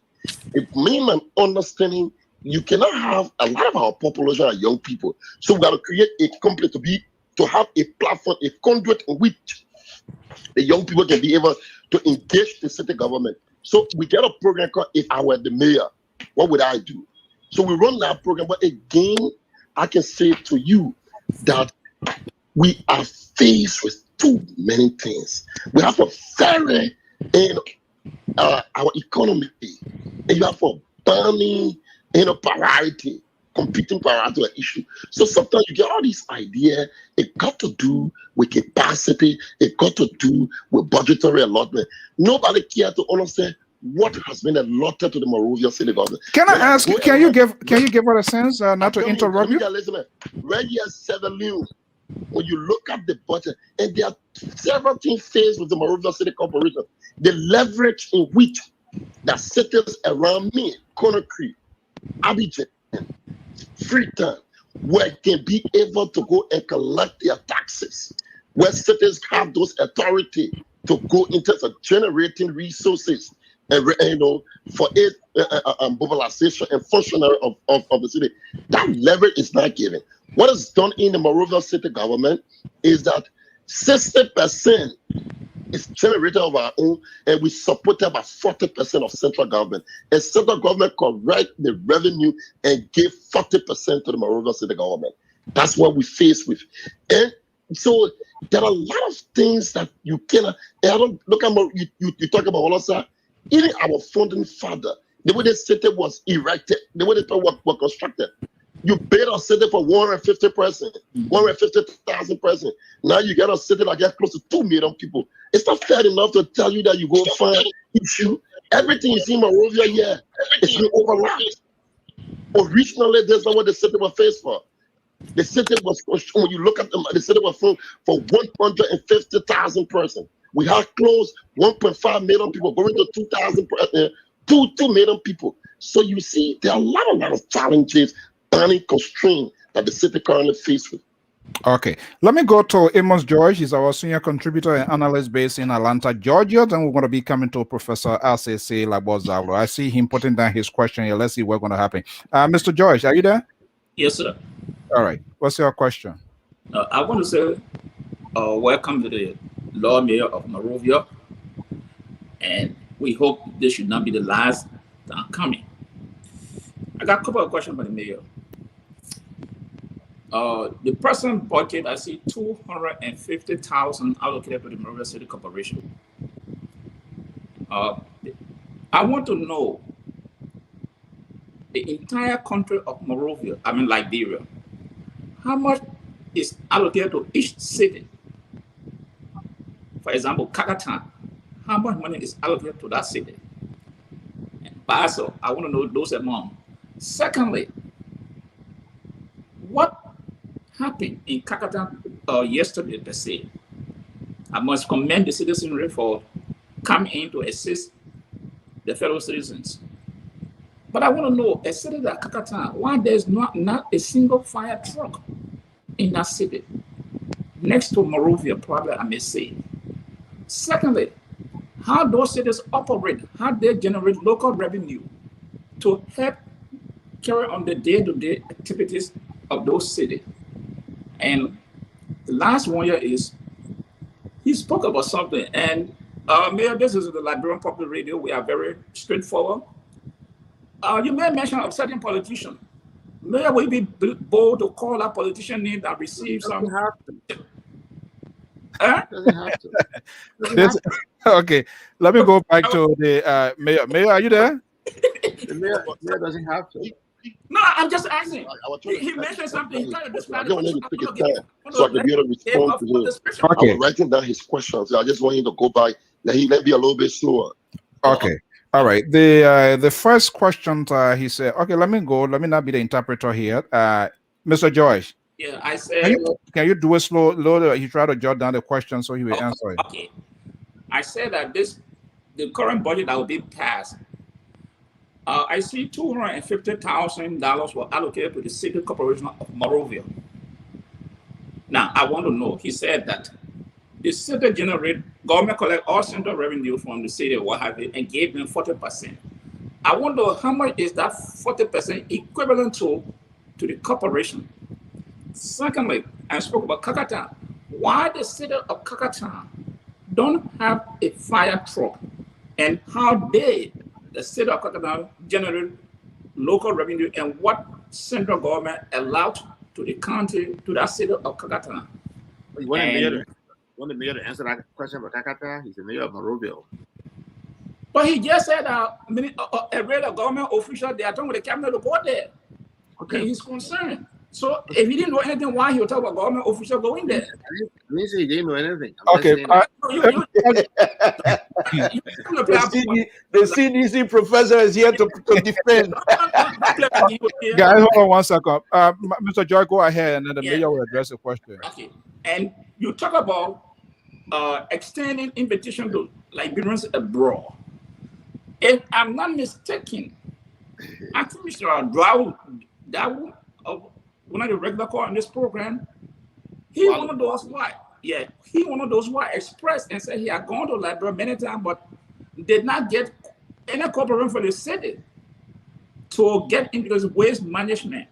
And now you are expressing that. So I want to know how genuine is this call you're making? It is, and how can anybody from the diaspora get in touch with you in terms of enhancing the waste management in Liberia? Okay. All right. Let me go to. Okay, Mayor, are you there? Yeah, I'm here. Thank you so much. Okay. AC, let me begin with the issue of Dwalu. Mm-hmm. You see, we have to be genuine and honest to ourselves. I went to America. Dwalu was doing a podcast. Jam, they're bombing to you. And Dwalu started talking. He explained all those ideas. I fought hard to get in touch with Dwalu. I paid my, fly from here to America. I went to Boston. I drove and met him in person. And I said, I'm a young man. I'm interested in legacy. What I'm listening to you is very brilliantly, explained. So what I want you to do, I want to work with you. Dwalu and said, we talk. He said, you are going to do this. I'm going to come back. He went, I came back to Liberia. I waited for him. He came, he explained. just bear with our folks. That's the internet. We need no money. He said we do not need no money. When he came back to Liberia, he began to ask her, and I said, Dwalu, this is a brilliant idea. You said we need no money. You will be able to solve phone. All you want, you want cooperation for the city. Again, to say government cannot even provide money. It's not there's no adequate funding to even help us run the city corporation. To bring what you seem to be sponsored, Dwalu, all I can do with you is to support you, to give you, I can use the office, we can leverage your office. That is the issue. You see, sometimes people come to you in the middle of the game, they change the rules. Okay. And Dwalu did a proposal. He explained all of those things he said, but the bottleneck, he said government should do the first exposure of money. I could not even go there to say, look for like I said, but Dwalu, if this is the case we're explaining, you say you go on the platform, you will not say all these things to people.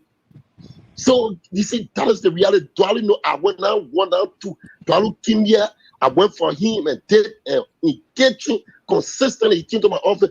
Now, one day my office was really close to him. How to engage me is open. The other issue to talk about the other cities, what has been allocated to other cities, when we got there, there were only Morovia were receiving money. And I felt it was not the right thing to do. We formed that what you call the Association of Mayors of Liberia. Fortunately for me, I got elected. So I dropped a letter advocacy to ensure that things were included in the budget. And we felt that now, as I speak to you, there is a paper before the legislature. We are saying all of the capital cities must be included in the national budget. What we did, I launched a program called the We Are for Clean City. The We Are for Clean City was an idea to tackle 2 issues. One, all of the capital cities will be included in the national budget. So at least what are 50,000 each per city can be allotted for them. With the first money we got for the We Are for Clean City, what did I do? It was the first time that the cities around the country were able to get something for government. I ensured that the We Are will launch the We Are for Clean City in all of the major cities in the country. But again, it could not be sustainable. We have a program that we run here with World Bank. World Bank is called a partnering fund where the government needs to live up. Even that, the government is struggling. To when you go to summit, it is a fight. And sometimes you get to see the reality that are competing and banning constraints. There are too many things like take today. Nobody play for the CRNE hospital. That is a referral hospital. That's not anything I'm playing for. You cannot say that thing I face with Kakata now and the Morovia City Corporation. Firstly, now government is concentrated to the show. You talk about Kakata having fire truck, Morovia even get fire truck. Morovia. We have to say you just call just the name of city. I want to know one time I was saying, I said, look, you just call us city. When you come in authority, we don't even have what it requires to be called a city in terms of service deliverables. So that got to do with the harsh reality. And sometimes we know some of these things, we pretend and just say because you just want to talk, when you make some of these messages, you think you're making it. No, the reality must be utter. Like Dwalu, I'll tell you that is the fact. How to get in touch with me? I'm available. But I will tell you the fact. If you say you bring an idea where you expect government to invest money to it, that's not possible. Even the city here, we're already helping us. It's our arrangement with the World Bank. If that was not involved with the European Union, the city government will be completely challenged. Now we have the single landfill that we can carry. Everybody can take the waste to there. That landfill has outlived a usefulness. We're constructing a new one to what you call Pingsway can use it, Morovia can use it, Broward can use it. So we're constructing a new one to Chismabra. Hopefully, we're ensuring that that can be completed either this year or early next year so we can move over. That are some of the things that we are faced with. The issue, I was just trying to tell you how this country was divided. how to get to me, man, you make obviously when you call, it's difficult calling. It's not that we're refusing. There is a lot to be done there. There's no Liberian that will come here and get in contact with me. I will not make myself available. I would have gone in America. You get idea, I make myself. There are a group of people who came again in the future. When I went in the future to Washington, they say all the time, say, I open up for them, they came here again, they gone back, they're yet to come back. They say all these things. Okay. I'm telling you this, I was when speaking about Senator Dillon. I was when speaking about Senator Dillon. Before then, the 2020 election year, this country was divided heavily. People blended other people because of just working in the government and say people were criminal. And this group of people was so bad and wicked group of people. Today, here is the current legislature that we talk about. Things are not even happening. So sometimes when people criticize, it's not necessarily that they believe in what they criticize. It's either they are not in the position to be a beneficiary of what they criticize. When they become a beneficiary, the situation changes immediately. Evident but the facts that what things they say. Some of the issues we did here, yes to yes, when I was a very young person, I was student activist, I advocated for the establishment of war crime code. I was the first government official here who publicly declared and supported it while seated in government. I did not think that say, oh, because I'm in government and such a thing is happening, I cannot say. I still. So, Mayor, you still stand by your statement today? I've said that times of a number. I've said that times of a number. I'm a victim. We started the fight for this establishment of war crime code in this country. I went to jail for that. And you think I will compromise on that? I was beaten for that. And thank you, Mayor, for that. I'm one of the proponents. You think I would change? I cannot change because I have an opportunity to work in government. It's something that I passionately believe in, and I think it's appropriate. We have said that both internationally and we have said that nationally here. Okay. So the issue about the see what's happening. You just talking about the legislature. All those things we're talking about are confronting right here. How many legislators have asked to say at least fire trucks should be included in the budget so that we can have and all of them from these countries? They are aware of these realities. They know what we go through, but the quickness to say the city is dead here. They say those things can only happen when money is available for them. But they will go for the sentimental issues and sentimental lies on it. And our brother in the diaspora with not adequate information, and they will just follow and think things will change. No magic will happen here. Okay. Is I just listening to you yet? I listen to your platform. Why I call it your platform? I don't normally call. This is the first time ever. We all know plenty, and I follow you. It's not, but it's good. Platform like that is good. You chastise us for the right thing. We own up to it. We're not shift blame. We say yes, indeed. Like what the Lpr did, he's right. They are pointing with punch. Those punches. You putting her in trouble with a guy here today. My goodness, Mayor. Oh Lord, this guy is like a bamboo worm, a bamboo stick. You can't rely on him. So let me let you know, right? Oh my goodness, what a nightmare for us here tonight. Amos Joy. Go ahead, then I will go. Yeah. So what I want to say is, I will not come. Maybe I will not want to commit. I'll be here always, but I will try. I'm looking at Akon. I will go when I get home tonight. I'll log on my computer. And I will do. I don't know. Will you guys come out every day or during the weekend? Oh no, we are here. Most every day. The laborer is here. More or less, he's an engineer role specialist. So probably he's another person you really want to do. But let me go to Professor Zawlo, and I hope, like I said, I tried 2 years ago, and I can't blame that. We want to welcome Representative Grant here as well, watching here, for us to have this conversation. There are so many things we disagree with what is happening, and that's why we have a representative here who always here to propagate the message of this government, and we can have this conversation. And believe me, when we're done with it, we have our normal conversation. But let me go to Professor Zawlo here. Let's see whether he's going to ask a question. Professor, are you there? Yeah, I'm here. I don't know what I would ask a question. I think there we go.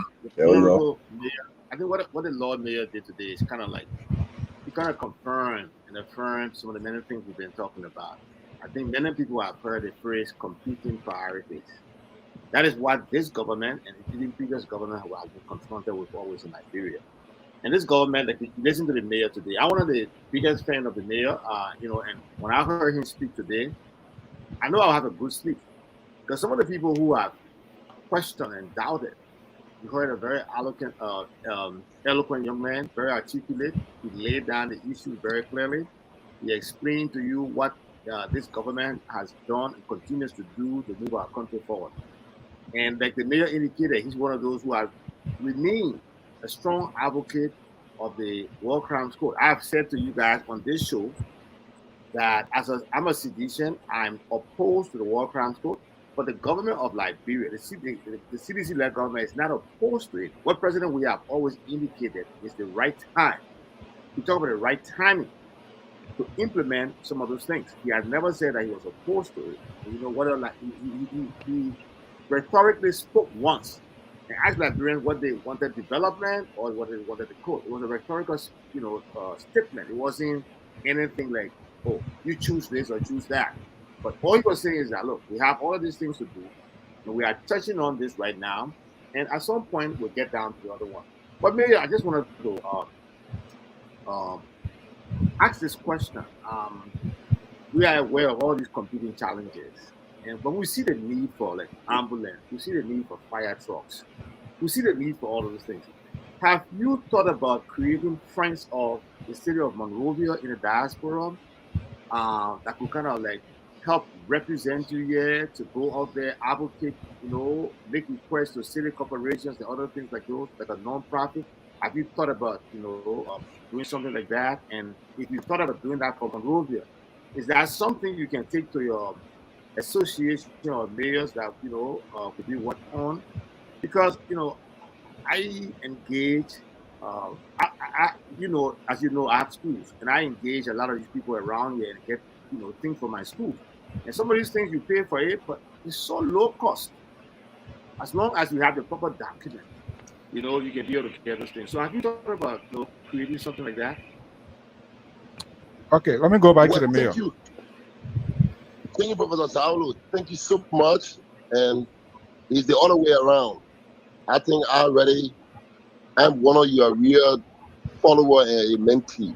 And in the opposition, whenever we went to America, I would sit by you and listen to you. And the president always remind me about your interaction in Russia. And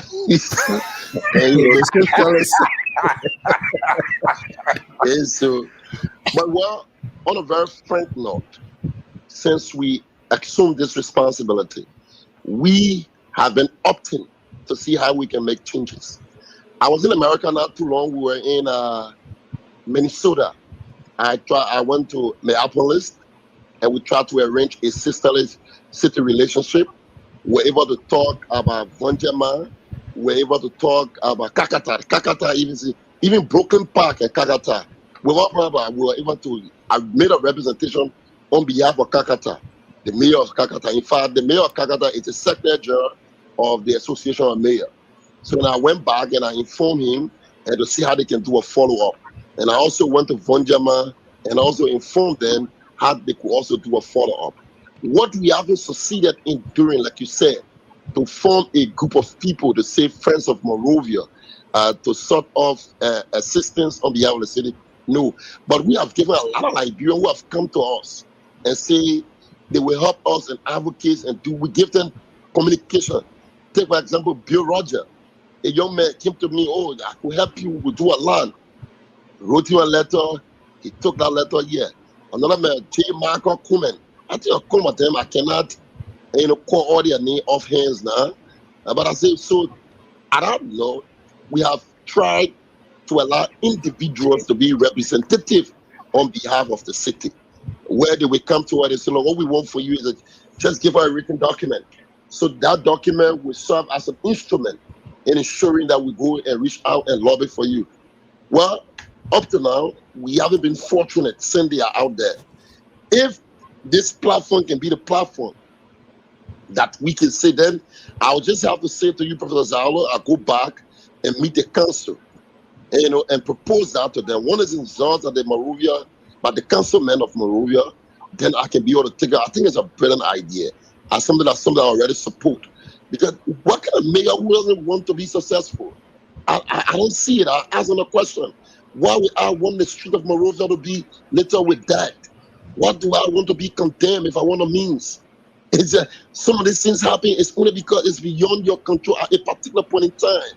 It's not that you find comfort in doing that, but sometimes people try to ignore and think that you're doing absolutely nothing to address it. But again, it is our responsibility. We're not shifting blame and we're not complaining about that. But all we say to you is that we want us to reason together for the greatest, for the better, for the far march of our country. Well, we can come back with our doors to be open to ensure that yes, indeed, we can have a group of Liberians who have entrusted in waste management to say yes. The only challenge I would say to you, if your ideas, and you're talking about is to ensure that government bring in money, that is not something to, it's not something I can vouch for. I'm not the finance minister. And the Monrovia city government is not presiding on that kind of resources to be able to help. I even went to where you got in Maryland there. That was as if I took by another guy was talking about the acupuncture, the agriculture. We thought that we were going to do something in that fish pond, but we came back again. We didn't have the necessary resources to be able to, to be able to accomplish that. It was a very brilliant idea. I talked to all of the supermarket, and I said, we want to do this thing so that we can be providing vegetables. The vegetable we carry to the supermarket, and the supermarket be able to purchase it. Then we'll bring the prisoner, allow the prisoner. We sign a communication with the with the central prison. We have a land. We allow the prisoner to go and plant cassava. With all this kind of a thing, but my brother, you get the ideas, but you have to have the resources, and you cannot say there are too many things happening. We are confronted by COVID. I had a situation with Spain. The whole Madrid, they were very interested in establishing a Madrid here, a Madrid economy here. When COVID came, it shut down. We go up, we don't do a lot of things, but a lot of things happen. Like I said, you get what took place now in Kakata. Senator will be very compared to address that. Those are situations you have to address. Look, so those things are not just happening. That's why you don't plan for it, keep happening. So, and to be very straight, you have a budgetary constraint. And there's no talk about you have a budgetary constraint. You're not going to have the companies in here and things are happening when you expect it. So we try to work with the meager resources we have, and we try to manage to ensure. So I will be very delighted if your platform can be utilized for those nationalistic and patriotic Liberians who are, there's nowhere like home. After everything is said and done, only one place you will be taken to. Whether you come back as an old person or you come back as a middle class person, and you want to come to a place that you feel very proud of, that you can come and relax. So we sit here as leaders or policymakers. The first thing to do is to remain very open and cooperative. But again, I want to say it's a wonderful interaction. Thank you so much for affording me the opportunity to be able to interact with you people. All right, that's the voice of the Lord Mayor of the city of Monrovia, Mayor Jefferson Koji. Mayor, I want to thank you by non-patriot of our network, Liberia Public Radio. Libra, don't worry, I'm coming because they're not press here. You're not going to give us I don't want you to run him off. So, as long as for Liberia, we might have our disagreement, but civility is the high call issue on this network, and people knows that. They know that. So our follower, when they come here, and whatever they do elsewhere, it is not usually done here because we don't accept, we want to hold our leaders accountable, but at the same time, we want to have that mutual respect so that they will be able to unveil themselves, and that we are very, but hopefully we will do everything possible we can to work with you and see whether we can have here. For example, we can talk to the board. Let's hear from our cities, and our cities, Monrovia is the face of Liberia. And not just only Monrovia, we can hear from these rest of the cities so that they will know. And we too hear from the different counties, we can also help. But let me see, I think the Liberal here now, you're not from the vice of the Liberal. Thank you, Mr. So, Mr. Mayor, thank you very much for bringing this on, for coming on Liberia Public Radio on a very serious note. I think before I go praising myself here, I think what you have done here tonight on this platform, and this is what this platform is about. We don't agree on many things as ourselves. But however, at the end of the day, We know that we're saying something that will be beneficial for Liberia as far as we're concerned. And we're very respectful to one another. We don't agree on it, but that doesn't mean we should be disrespectful.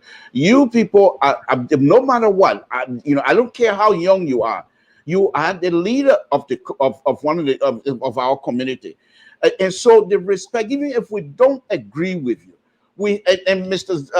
The professor, according CDC professor, anyway, he can attest to that. Whenever we talk about issue affecting our leaders and we bring you guys' name up, the respect will always be there. We don't agree with you, but that doesn't mean we're not going to be respectful.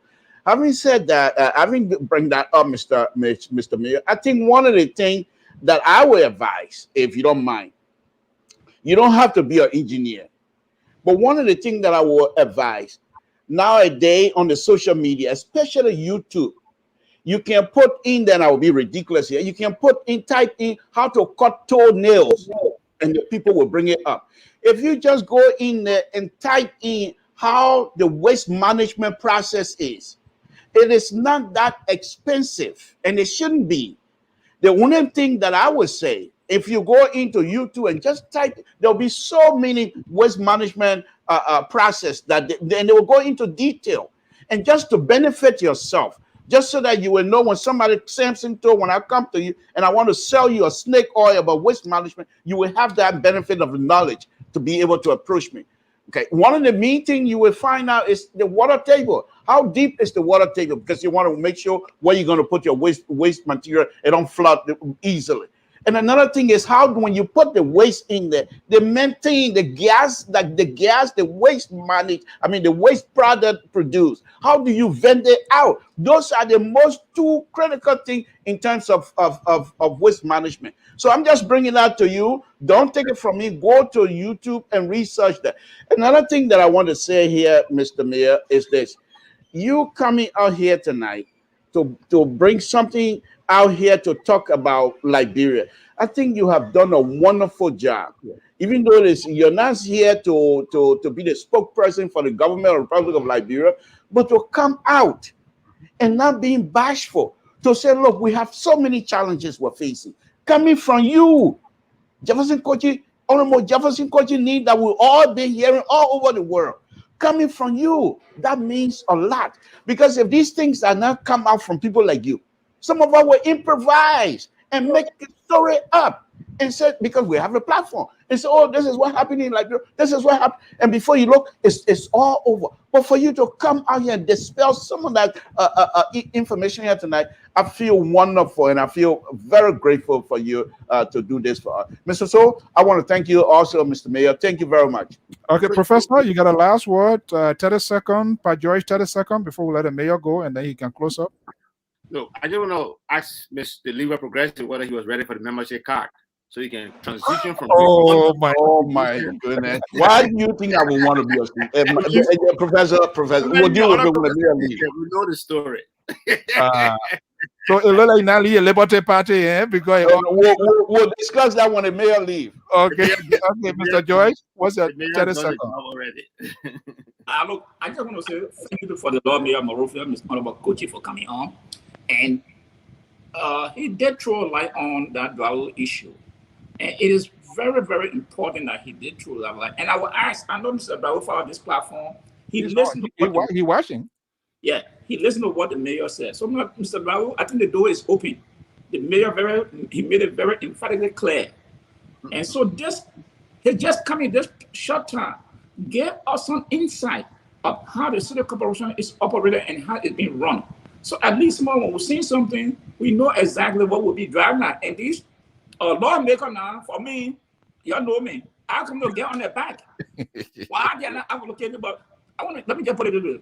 Thank you to the mayor, and we hope to see you so we can go in depth of what you're seeing. And some of you said, especially when it comes to war crime, I am proponent of the War and Economic Crime Code, so I commend you for that, and I will always remember Mayor Kochi. Thank you. Okay, let me. Mayor, what's your final word? I know it's a little bit late to get work tomorrow. Well, thank you so much. We also, I think it's Liberia, all we have, and I'm very glad. I would want to pledge myself to be an ambassador for your platform, and I will encourage some of our people, government officials, And to say, like I said, when I get home, I will log onto your platform so that we can have an opportunity we provide. I think we are accountable. Take it or leave it. If in leadership, information is very key. If you are not available, you create a gap for mis and disinformation. You got it. So, but sometimes the platform in which you want to, you do not want to go to a platform that will distort. And I'll be very frank with you, with not just throwing praises. People know me. I listen to the content and the way you conduct and the maturity, the people across the table, it has the ability to enthuse another person to want to participate. Without delay, I said, let me call Professor Zaulo. Who knows? If Professor Zaulo was not on the platform, how could I even develop that courage to say, oh yeah, you want to get in to participate? But I think like viewers or what, everything you say, I refuse to believe that because you hate us or because you hate the Samuel Twe or George Weah. And I think it is the art, for our country. That's why some of us see things. We may not agree, but I think we disagree for the farmers of our country. And I think that's something and we're not going to say to you that we have all of the solution. No, we are privileged to serve to where we are. At the same time, we cannot pretend with knowledge that we do not have. And that's why we remain. And the issue of Dwalo, when I saw Dwalo's presentation, I want to conclude on that. It was very brilliant. His explanation about waste management. In fact, I went to Mary Broad, and Mary Broad told me that she worked with him. He was a very wonderful person. The only issue between Dwalo and myself, it was because he wanted the proposals. Yeah, I still have the proposal. He wanted the government to bring certain amount of money. And frankly, I do not have that money as a Monrovia city government. Who shared the conversation with the Ministry of Finance? They too, at that time, 2019 and 2020, at that time, there was, they didn't have the money to say, look, they want to go in to do that. But beyond that, if any other Liberian, and we hear say, any other Liberian, you have a company, and you say, like today, when we go to Omega, the one who said as a co-chair on that committee that we're going to give Liberian an opportunity to bestow. When you are a Fula man, you are you are a Lebanese man. No, we're going to make sure Liberia will be the first. Today we have, and we're interested to know, a group of Liberian women provided $2 million US and said they would bestow. I could not believe it. They're trying to bestow up to 60 stores. They call it the China women. Said they will construct their own store. So we will give you, we know our history, we know where we came from. So we will do it. I'm not saying everything is right here. There are people among us who may deviate, but let us now look at those individuals and generalize the entire working. Everywhere there are issues, everywhere. And not one person will prefer to be everything. But we got to look and see whether some of us, if you work with me and say, look, Jeff, we can work. If I become a better person, like I said, it's cool. Or you say you will bash me and I fail. When I fail, it will affect not just me, it will affect the country. So whatever you can do to ensure that, yes, indeed, we get better, it's something that the country will benefit from. So I want to say thank you so much. I will continue to follow the platform, but I will not want to commit that will be here always. No. But once in a while, I will save your number, so Mr. So. I know this is your number you're calling me on. Right. We'll give you all the information, Lord Mayor. We'll give you everything. Hello? Yeah. Okay, we're getting you. So, yeah. Yeah. Hello, Mr. So. Is this your number you're calling me on? Yes, that's the LPR number there. Yeah. Okay, then I will save the number. I may not commit that will be a 2 hours. Oh no, that's once in a while, but I can tell you, I will share the conversation with my guild. I will share the conversation with Samuel Twe. I will encourage them to listen. I will even share it with people like Finda Bono or Piso City Star, so they can listen. Because I think Piso Minister Tar has appeared on this network. She knows. Yeah, she started from here before. They just want to know the platform. Okay. They just want to make the platform is secure.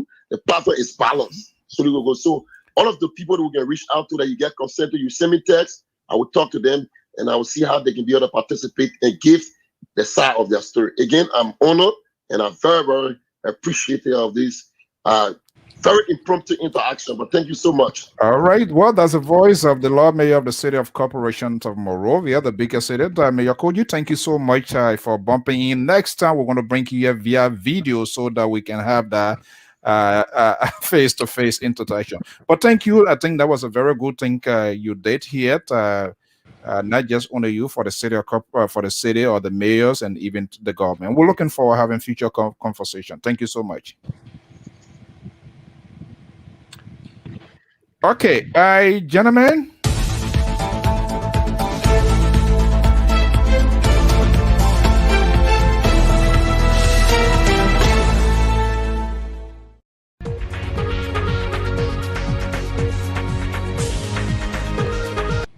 Okay, guys, are you there?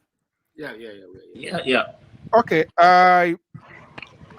this seems to be a little bit turning point here, and it just speaks to the volume, some of the things that we've been talking here, the language, the tone of language, it matters. We can disagree with people, but we must conduct ourselves with civility.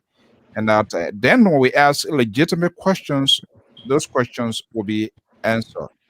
He bumped into he came, he explained whether we agree or disagree, but I'm surprised for national government to be taking 60% and 40%, and that even in the past, nothing being given to these cities, and they bring in revenue to national government. So what is given back to them? Well, this is a higher conversation we need to be having, but let me first of all say something. This is me. Anybody that I found something that they are saying legitimate, I can have a disagreement with you, but I would say that you are transparent and honest. And what the mayor was saying here tonight, I strongly believe mayor is somebody I can talk to, because he didn't come here to say something to cover up. He admitted that yes, we have challenges, but we are striving. And this is my problem with people. I always say, anything we're doing, if you tell me the truth, I can sit down to deal with you. And what does your man do tonight?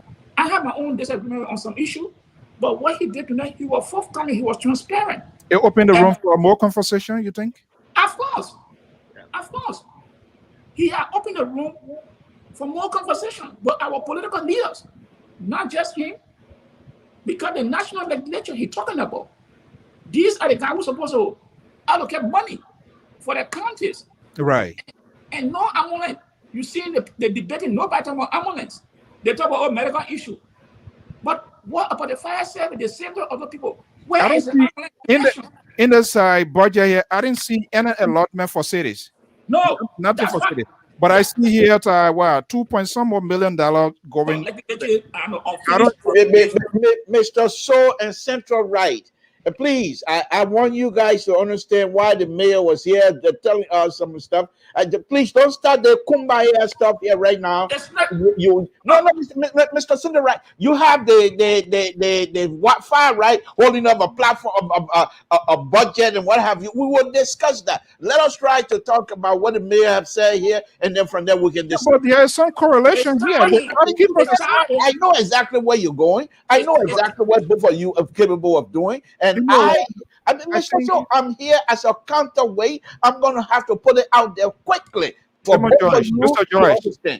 George. Yes, sir. The idea the mayor called this guy name, that's another hell that's been introduced to this platform here. And that's why that's the wheel he's planning to drive it. And we're not going to give you a chance to drive it. But you can't do that. Every other time now you're going to be telling us, oh, the mayor say I'm this. You heard what the good mayor said about the liberal. You heard what the good mayor said. But the mayor also believed the liberal is here as a counterweight to the professor, CDC professor, and you far right, and you said, I'm not here for your kumbaya stuff. Let's discuss the mayor issue. The mayor came out and told us some serious stuff, what is happening. Let's discuss that. Okay, let me come to you here. Professor, it is in your court, so let's see how you're going to balance it by. But let me go to the liberal here. The appearance, the little short conversation with the mayor, is that a different tone? what the most takeaway aspect from your end? Mr. So, I've always told you this, and it's not because you're here. You know, when we started this thing here, and then I'm not trying to be sentimental here. When we started this thing almost 12 to 18 years ago, there was always a rule, and many of these platform hosts came through LPR, and I'm not going to name names here. But one of the things that when we go to meeting, you always stress is that it doesn't matter whether we're going to get money or not, but we have to be truthful. If you don't agree with me, that's okay, but you must be truthful. And that continue to play out throughout. The Liberian platform has been here, Liberian Public Radio platform has been here, but here's what's happening. If you have yourself on, if you put yourself on something that is built based on truth of what you believe in, it's difficult to crumble. But if you build yourself on something that you're not, it doesn't take long for people to notice. So the mayor, you heard the mayor, the first thing he said his security take his phone to him. He wasn't even intending to watch, but his security took the phone to him. So most likely the security must have been, what is this platform? Okay. And then when we started discussing, oh, the security themselves, you see, this is what I'm saying. They are not removed from the mayor. So they themselves were thinking exactly some of the things that we're saying. And perhaps the guy said, wait a minute, mayor, listen to these people. And so he coming on here, it's not something to say we're begging or what have you, but we're being truthful. Every suggestion that is coming out of us, we're being truthful in the interest of the Republic of Liberia. I'm not here. And before the mayor came on, I talking to Tax, and he addressed that. This is who we are. And I hope that the mayor will even inspire to my nemesis, Minister Tue, who are always come out here and challenge. But this is the true thing that we do here. Even though I disagree with Minister Tue and Minister McGill many of the times, but when Minister Tue come out and do something that is right, I say so. The other day here, when Minister Tue had that meeting with the people, I wasn't even thinking about the economic section because I'm not an economist. I'm an engineer, so I'm not worrying about that. But the mere fact that the minister would take upon himself for 2 hours on his feet, whether you disagree with him or not, whether the substance he's saying, you're not an economist, you can't say the substance is good because you got no clue on economic issue. The fact that he was able to explain to these young people, I thought it was wonderful. So these things, I hope that he will share the message to the rest of the group and then let them come on Liberian Public Radio platform so we will question them. And some of the rumors here, the more they stay away or the more they go to friendly platform, people will continue to improvise, as I stated. So this is exactly what we're talking about, Mr. So. And I want to thank all of you, the LPR family, for providing this type of platform. We disagree. But as usual, as the mayor correctly stated, the liberal progressive is here as a counterweight to all of you. And Mr. George, he never said you were counterweight. I'm making it up. The mayor called my name. The mayor called my name. Wow. No, but this is something. No, seriously. Look, think about it. On a very serious note, I'm saying this now to say the mayor called my name. But these people, they don't know how much power they have on us here in the diaspora. Exactly what I'm saying. He came on here, and out of a sudden, people started tuning into us. You understand what I'm saying? So they can sit right there in Monrovia and get the diaspora to come behind them and work with them. However, I'm a Liberty Party USA. I don't want to get too much idea to the mayor and people to be successful. But I will do so because of the interest of Liberia. And then now the mayor coming out here and bringing all these people now, I'm going to be in a band because I'm going to bring some idea. I hope that they'll be good. But at the same time, I'm a Liberty Party. Do I hide my idea so they will fail and then we succeed? No, then I'm not sincere. You're on a course. I'm not on a cover. I'm not on a cover. No way. Zawlo, Liberty Party, you forget it. Zawlo finished taking Professor Zawlo finished taking the mail already. Mr. So, sometimes, these things don't happen by accident. I'll tell you something. I think it was Thursday. I was coming from somewhere very close to New York, deep into New Jersey, from picking up 69 laptops for my schools. And I got a call. And that call lasted almost 2 hours. From home. I was making the case about our show and shows like this. And I've been making that call to people for a long time. I said, look, platforms are great, but you want an independent platform. You want to go on a platform to propagate your message where you'll be asked the tough questions, but at the same time, will be done with respect. And, I made a very strong case for LPR and some of the other platforms that focus on Liberia. And, and I think, hopefully we will be seeing more people tune in and come, and engage. Yeah, the Liberal Progressive has his part to play. Mr. George has a part to play. You have your part to play. We all have our part to play. We ask the difficult questions. We disagree, and we agree. And I can assure you that, for example, if there are some government officials, some government officials, some members of the CDC who will come up here, and I will be on the opposite side with them. Like, for example, you notice tonight, the mayor was very clear in his support for the War Crimes Court. And I was also very clear in expressing my non-support for it. All right, and that's something you're going to see. But I'm thankful to the mayor. When the call was coming in, I was a little bit, concerned and say, what, should I take this call while I'm the show? Should I send him a message and say, look, I'll call you back? And I said, let me just take this call because I know it could be something important. And so I'm glad that he could come on. And one of the things I know the mayor did for himself today, I'm monitoring the comments here.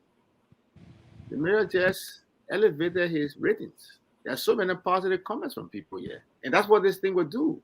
People don't know all the information. Liberal Progressive, for example, was critical of the mayor's rush to judgment against Aminata. The Liberal Progressive did not do it with any kind of bad intent. He based his statement on the information that was available to him. The mayor comes in, and the mayor has is privy to additional information that position him to make that declaration. And I think when he explained, I think he provided clarity to the issue, and I didn't see the Liberal Progressive coming back at him and saying, or you shouldn't have done this, or Aminata's lawyer should have sued, because he already had more information than the Liberal Progressive. So it's not like you are talking, it's not like you are making a and I think I agree with, because Aminata, Pa George, that Aminata is an oil tycoon gasoline group. So if their vehicle is involved in something, whatever compensation that is needed, of course, is a responsibility, because these people are powerless. It's a government job, and that is under the supervision of the mayor to really pursue these people. So I hope, and I think it's good that he put himself on record too, because most of the time, when things start and we don't get the end result, then we say, well, something is being done, some compromise took place. Or like, hey, if it is Aminata and some gas tanker, they got to pay they got to pay the price. And so I want to come up with a few more points again. Sometimes when I come here and I say some things, there are some people who send insults and the rest of those things. Like I said, sometimes they don't have the information. Look, I have some information. I'm a professional. I'm not going to release those information because I'm not authorized to do so. But you saw what the mayor said today. Look, there are tons of problems this government is faced with. Like you talk about the fundings for the city. I recently got a request from the city of Kakata, not from the city of Kakata, from the city hall, Kakata City Hall. It was from the sanitation department, and they wanted me to do some things for them. And so I asked them, but why? How come you guys don't have these things? He said, and it was very clear to me. I knew what was going on because my dad was the chairman of the Kakata City Corporation in the 80s. So I knew their problems. But what I wanted them to do was that I wanted them to begin to hold the legislator responsible to change these policies. to begin to rewrite the budget. A sanitation department of a city doesn't even have one single truck. Doesn't even have a typewriter. Wow. I'm not talking about computers. They have absolutely nothing. It's just an empty building. No decks. I mean, they were asking me for all of these things. Now, I can give them 1 or 2 computers. That's easy to do. But would that solve the problem that they are faced with? No. All right. We have to find a That's way a to short. fund That's a it. short-term goal right there. We have to find a way to fund it. And I keep saying, why is it that all of the money made at RIA is going to Monrovia and not a piece of it is staying in MARGIBI County? And I wanted them to do that. That's what I told them.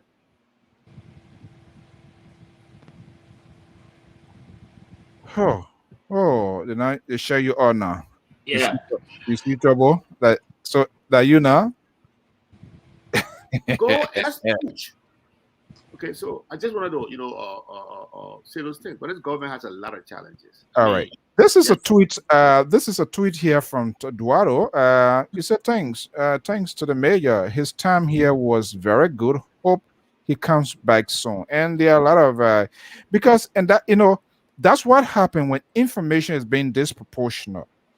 If you can't release information, if you can't come forward, and he also got it right, and that's why I have said this here. You want information, Amandawa of CNN, those international correspondents. You saw the images, you saw the footage coming from where? Afghanistan. Yeah. Coming from Iraq. Is she an Arab woman to see her to dress like that? No. If you want the information, you have to disguise yourself and go where the information is. It's the same way. We would disagree with these officials, but it doesn't warrant insult. This sort of barrage of insult is just so childish, and we have said that over and over. You're doing it and you want state power. Obviously it will be done to you. We accuse people out of sentiment because there's lack of information, but if we kind of change our tone, and that's why we've been cautioning the both government and the opposition. Okay, the government is not doing it right, you need to set a tone. But if all of you are doing the same thing and we all come on podcasts to be cussing, to abusing, I'm not going to listen to anybody who calls me, because if I get within your proximity as liberal, I'm going to make you swallow your teeth. But overall, I think we need to, because if we did that, if we have these sort of honest conversations, it will give away insight and will make them to come, and that will be able to ask these tough questions that ordinary Liberians and all of us deserved to know. I'm shocked to know that even for them, based on what he said, that there was no allotment for these various cities. So how my cities were being run for the last 12 years if there was no budgetary allotment for that city? So how is the city being run? So the local revenue that is generated from there, how can they account for the stewardship? No, government even goes there, take the people here, take their money and bring it to national government away, and so you just go. It's like what market work bamboo drawing. That's not right. So we need to have this sort of conversation, and it comes back to the point, Professor Akami. It comes back to the point of these people that representing these areas. They apportion money for themselves, but they left their own places. That's been disingenuous and being very unfair. Mr. So, let Professor come in first. Professor, go ahead. We'll soon be out of here in a few seconds. It's rooted in the way our country was established. The intention was to take the money from there and not develop those places. For fear that carrying development to those places would have empowered those people and they would have challenged central government in Monrovia. It wasn't done by accident. The problem is, even after the April 12 coup, those corrections were not made. They perpetuated the system of exploitation that was initiated in 1847, and they never changed it. And that's just one. But there are many of those 1847 policies that we must revisit. That's why I'm one of those people who call for the continuous debate of the Congo country discussions. Because unless Liberians can delve into those kind of issues and understand some of the subtle things that were done that continue to subjugate, exploit, and violate our people, will not be able to take the necessary corrective actions that we need to move forward. Okay, well, the old man on the wall here, but Mr. So, Mr. So, what? the show is just getting to be interesting. Why now you want to shut us down? We've been here for more than 2 hours. We run on time now because Oh. this guy not going to sleep tonight, and I'm not. The mayor called my name. I have to go to. No, listen. This guy not going to sleep tonight, and he going to bust my phone all night way- here with this major calling his name here, Jesus Oh, Christ. no. The mayor just sent me a text. He said he wasn't referring to that part George you were talking about. Oh,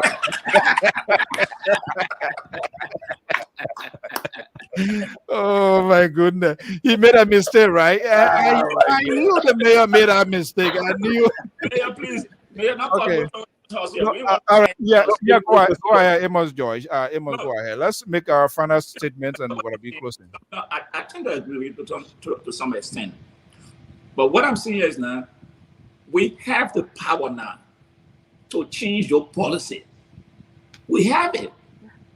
So for me, I don't want to do it back again because we have the power. If we didn't have it, it would have been different thing. We have the power now. So it left for us to change your policy that we think was depriving or denying our people those days. And this is why sometimes we talk about the government. Because what the mayor said, somebody didn't know how much, what are they sitting in Zedru, Plivo, were not getting money. We didn't know some of these things. And he came out to reveal it. So the question now is to our national legislature, what are they doing? But look at today. The GB saw rolling at Rennie Hospital this morning. What play in my mind? I wanted to burn those Jeep down. These people are lawmakers. You sitting there in your hometown, no fire truck, no ambulance, but you ride a car that costs him $40,000, $55,000, and you're going on the scene with that car, and you want to tell me that we have our people are hot. I was sitting there, I said, hey Lord, if I had gas, I'm gonna put on that Jeep there. Oh, This is complete. oh boy. I'm glad you're in America. It's completely unbearable. Look at just a proposed budget. 2.7 million for what? Unfinished legislative engagement. Are you serious? Look, our people need great thing for Liberia. Mr. So, let me say this as we close. I think what is happening in our country is something that I think we all should be able to look at and see how best we can resolve these issues. Now, I understand the professor, but we do not have the capacity right now to go and revisit those issues, number one. Second thing is this. What is happening in Liberia in terms of money distribution and what have you? What Mayor Kochi explained here to us tonight is exactly what we're expecting from these people. For me, I consider these people like a founding fathers because these are young people that are coming into being. Those who have gone through the struggle themselves, and they're now coming in to see what exactly they can do for our country. Now, Mayor Koji is not getting help from many of those young people either. I understand that. But the idea that the president himself is quite aware of these things and that he's engaging. So I think the battle is going to be tough, but we will win it. What I don't appreciate is the opposition that will try to politicize every little thing that is happening. Why can't you say we will try to politicize everything? You're part of the upper. Amos George, Professor. No, it's not fair to call him to say opposition. Why can't you say? I will be truthful. I'm not gonna sugarcoat anything. We, the opposition, we shouldn't politicize every little thing. However, we will do so if the people who are running today, the day affair of this country, refuse to inform the citizenry what is happening. We will improvise. I think I was here on this platform the last time, and I told you guys the same thing. It is not the job of the opposition to engage the public. Why the government of the Republic of Liberia, sitting government, duly elected, government is sitting there supposed to do their work. We're not going to say, because if you do that, you're now going to have some sort of quasi-government on the side. And that's what I don't agree. However, CDC and sedition, and then Professor CDC professor should be ready, because we will come in 2023. Until then, we only have one president, one vice president. That's it. Any other person try to sabotage or try to come in and try to play politics on every little thing, I don't support that. And you know my view. As a liberal, you know my view.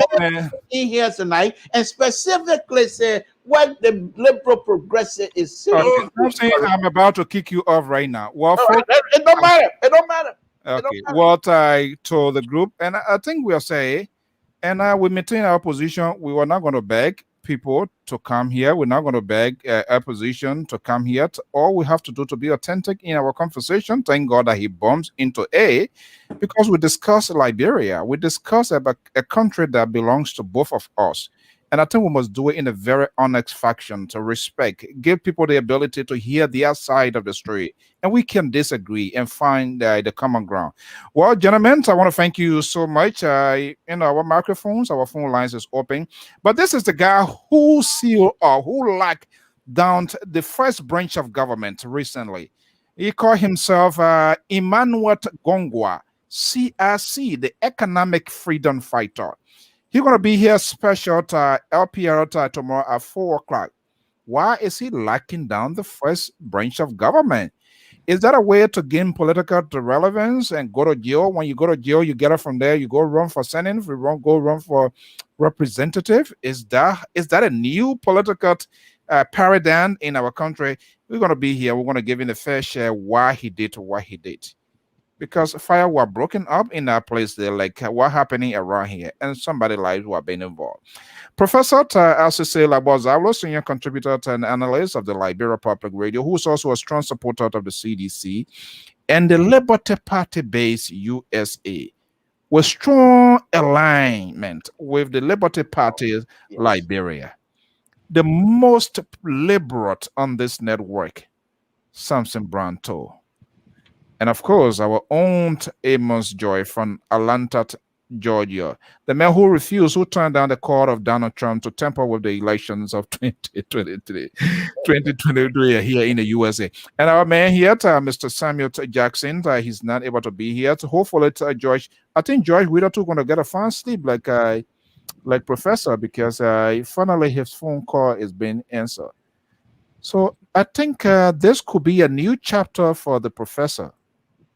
Wow.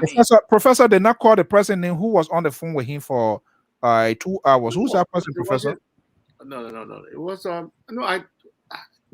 wouldn't. I do talk to my colleagues in government. Why are you having time to explain that? No. I mean, I never. I mean, I do talk to my colleagues in government. No, I have a lot of friends. That's not bad. I have a lot of friends in government, and they call me from time to time. Yeah, sometimes when they are busy, they don't answer the calls.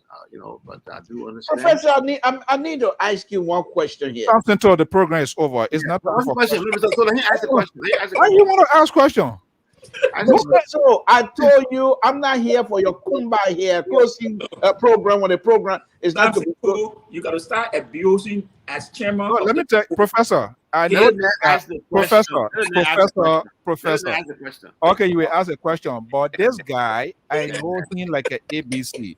With his name being called here tonight, that's a yardstick he come and be running with here. If we're not mindful, Samson told will turn this whole platform.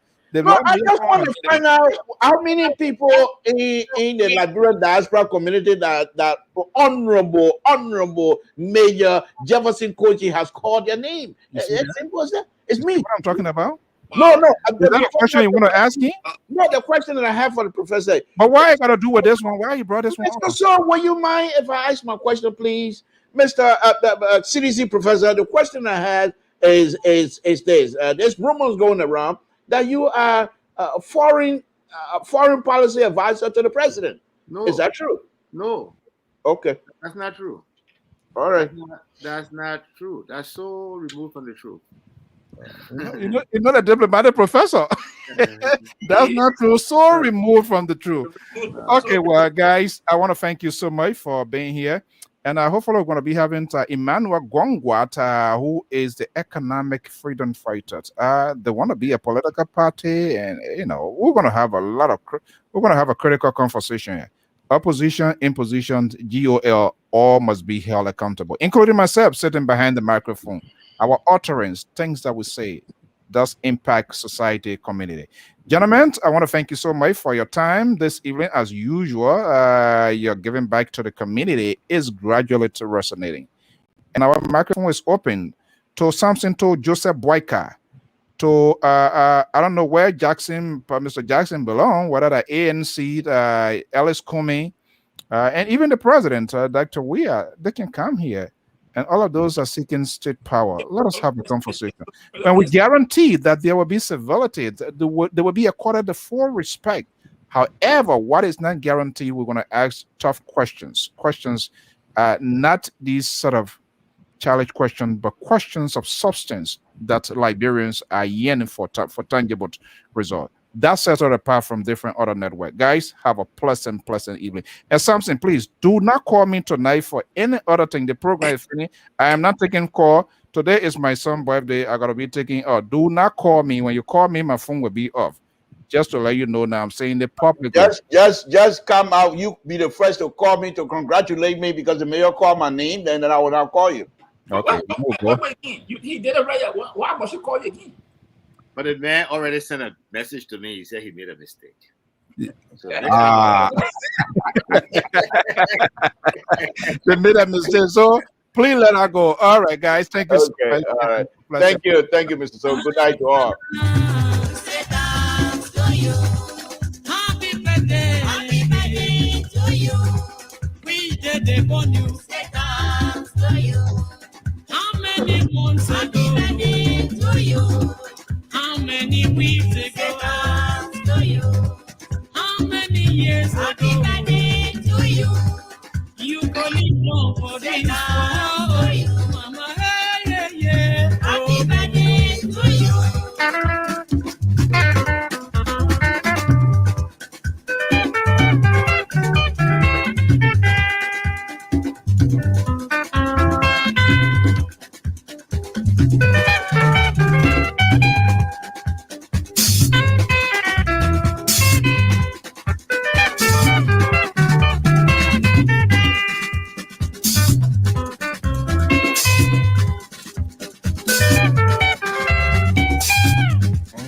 Oh yes, that's my big man. His birthday. He done a lot for us here too. Sometimes when the computer drives me crazy, he's the guy that always help out. So we gotta give it to him. Folks, many viewers and listeners, I want to thank you so much for being part of today's program. As usual, I'm Alfonso Z and Sort of the Liberia Public Radio. And the best of political team, Professor Asese Labozalo, Amos George, and the liberal progressive Samson Brown too. Mr. Jackson is not here. Widow is also not here this evening, but hopefully. But I think it's a new beginning. It's a new beginning here. And they also have a valid argument. Nobody wants to be disrespected.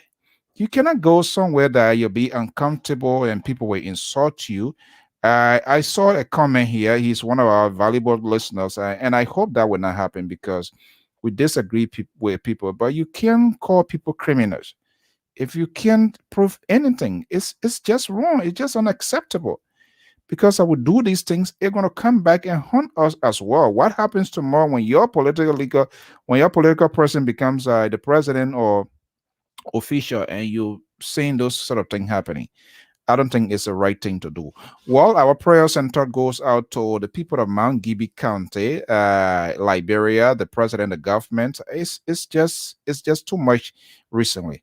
But it is what it is. Let's keep praying. And so songwriter says we gotta let it go. So let's see here. Hold on 1 second. Let's see here.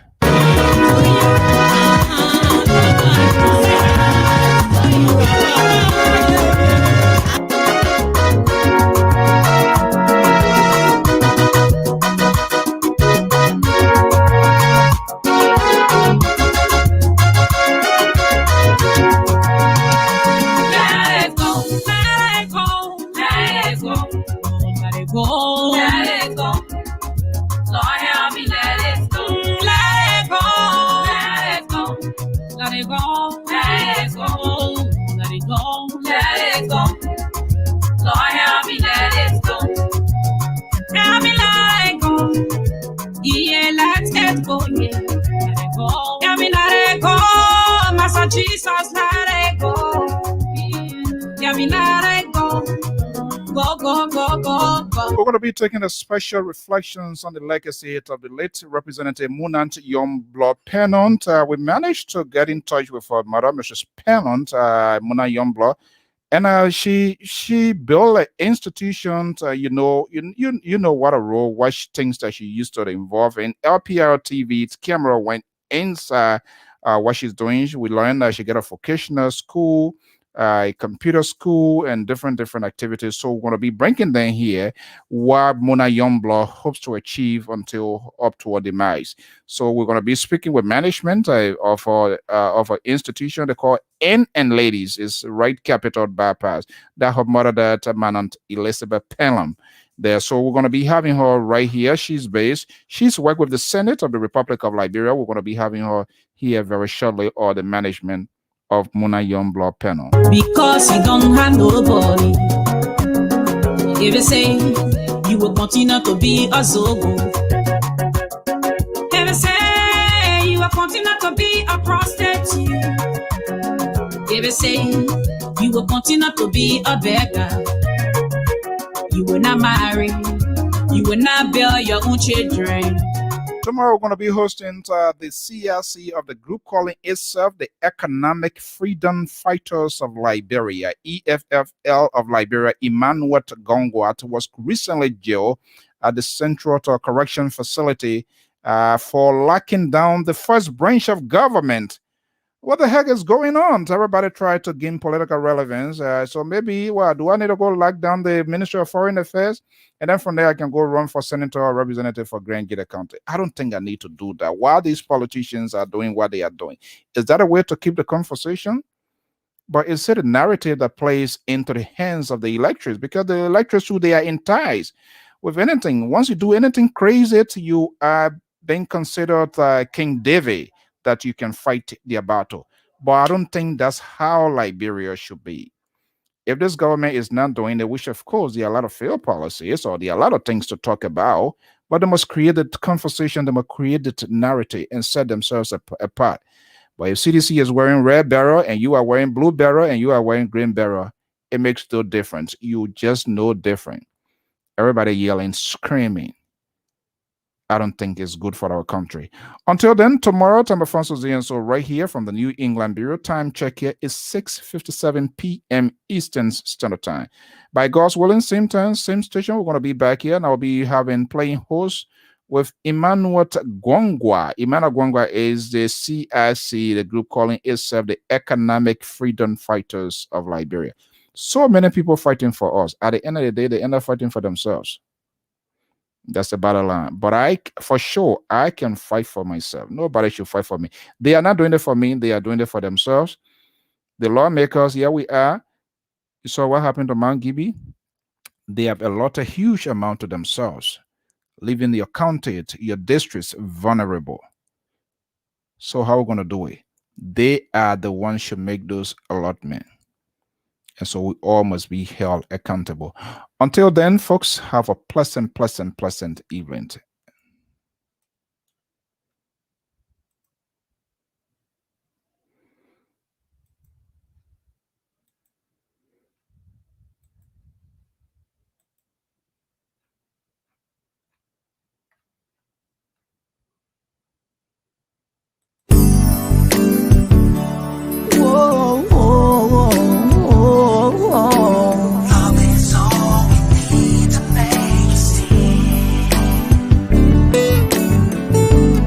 It's the time to come together.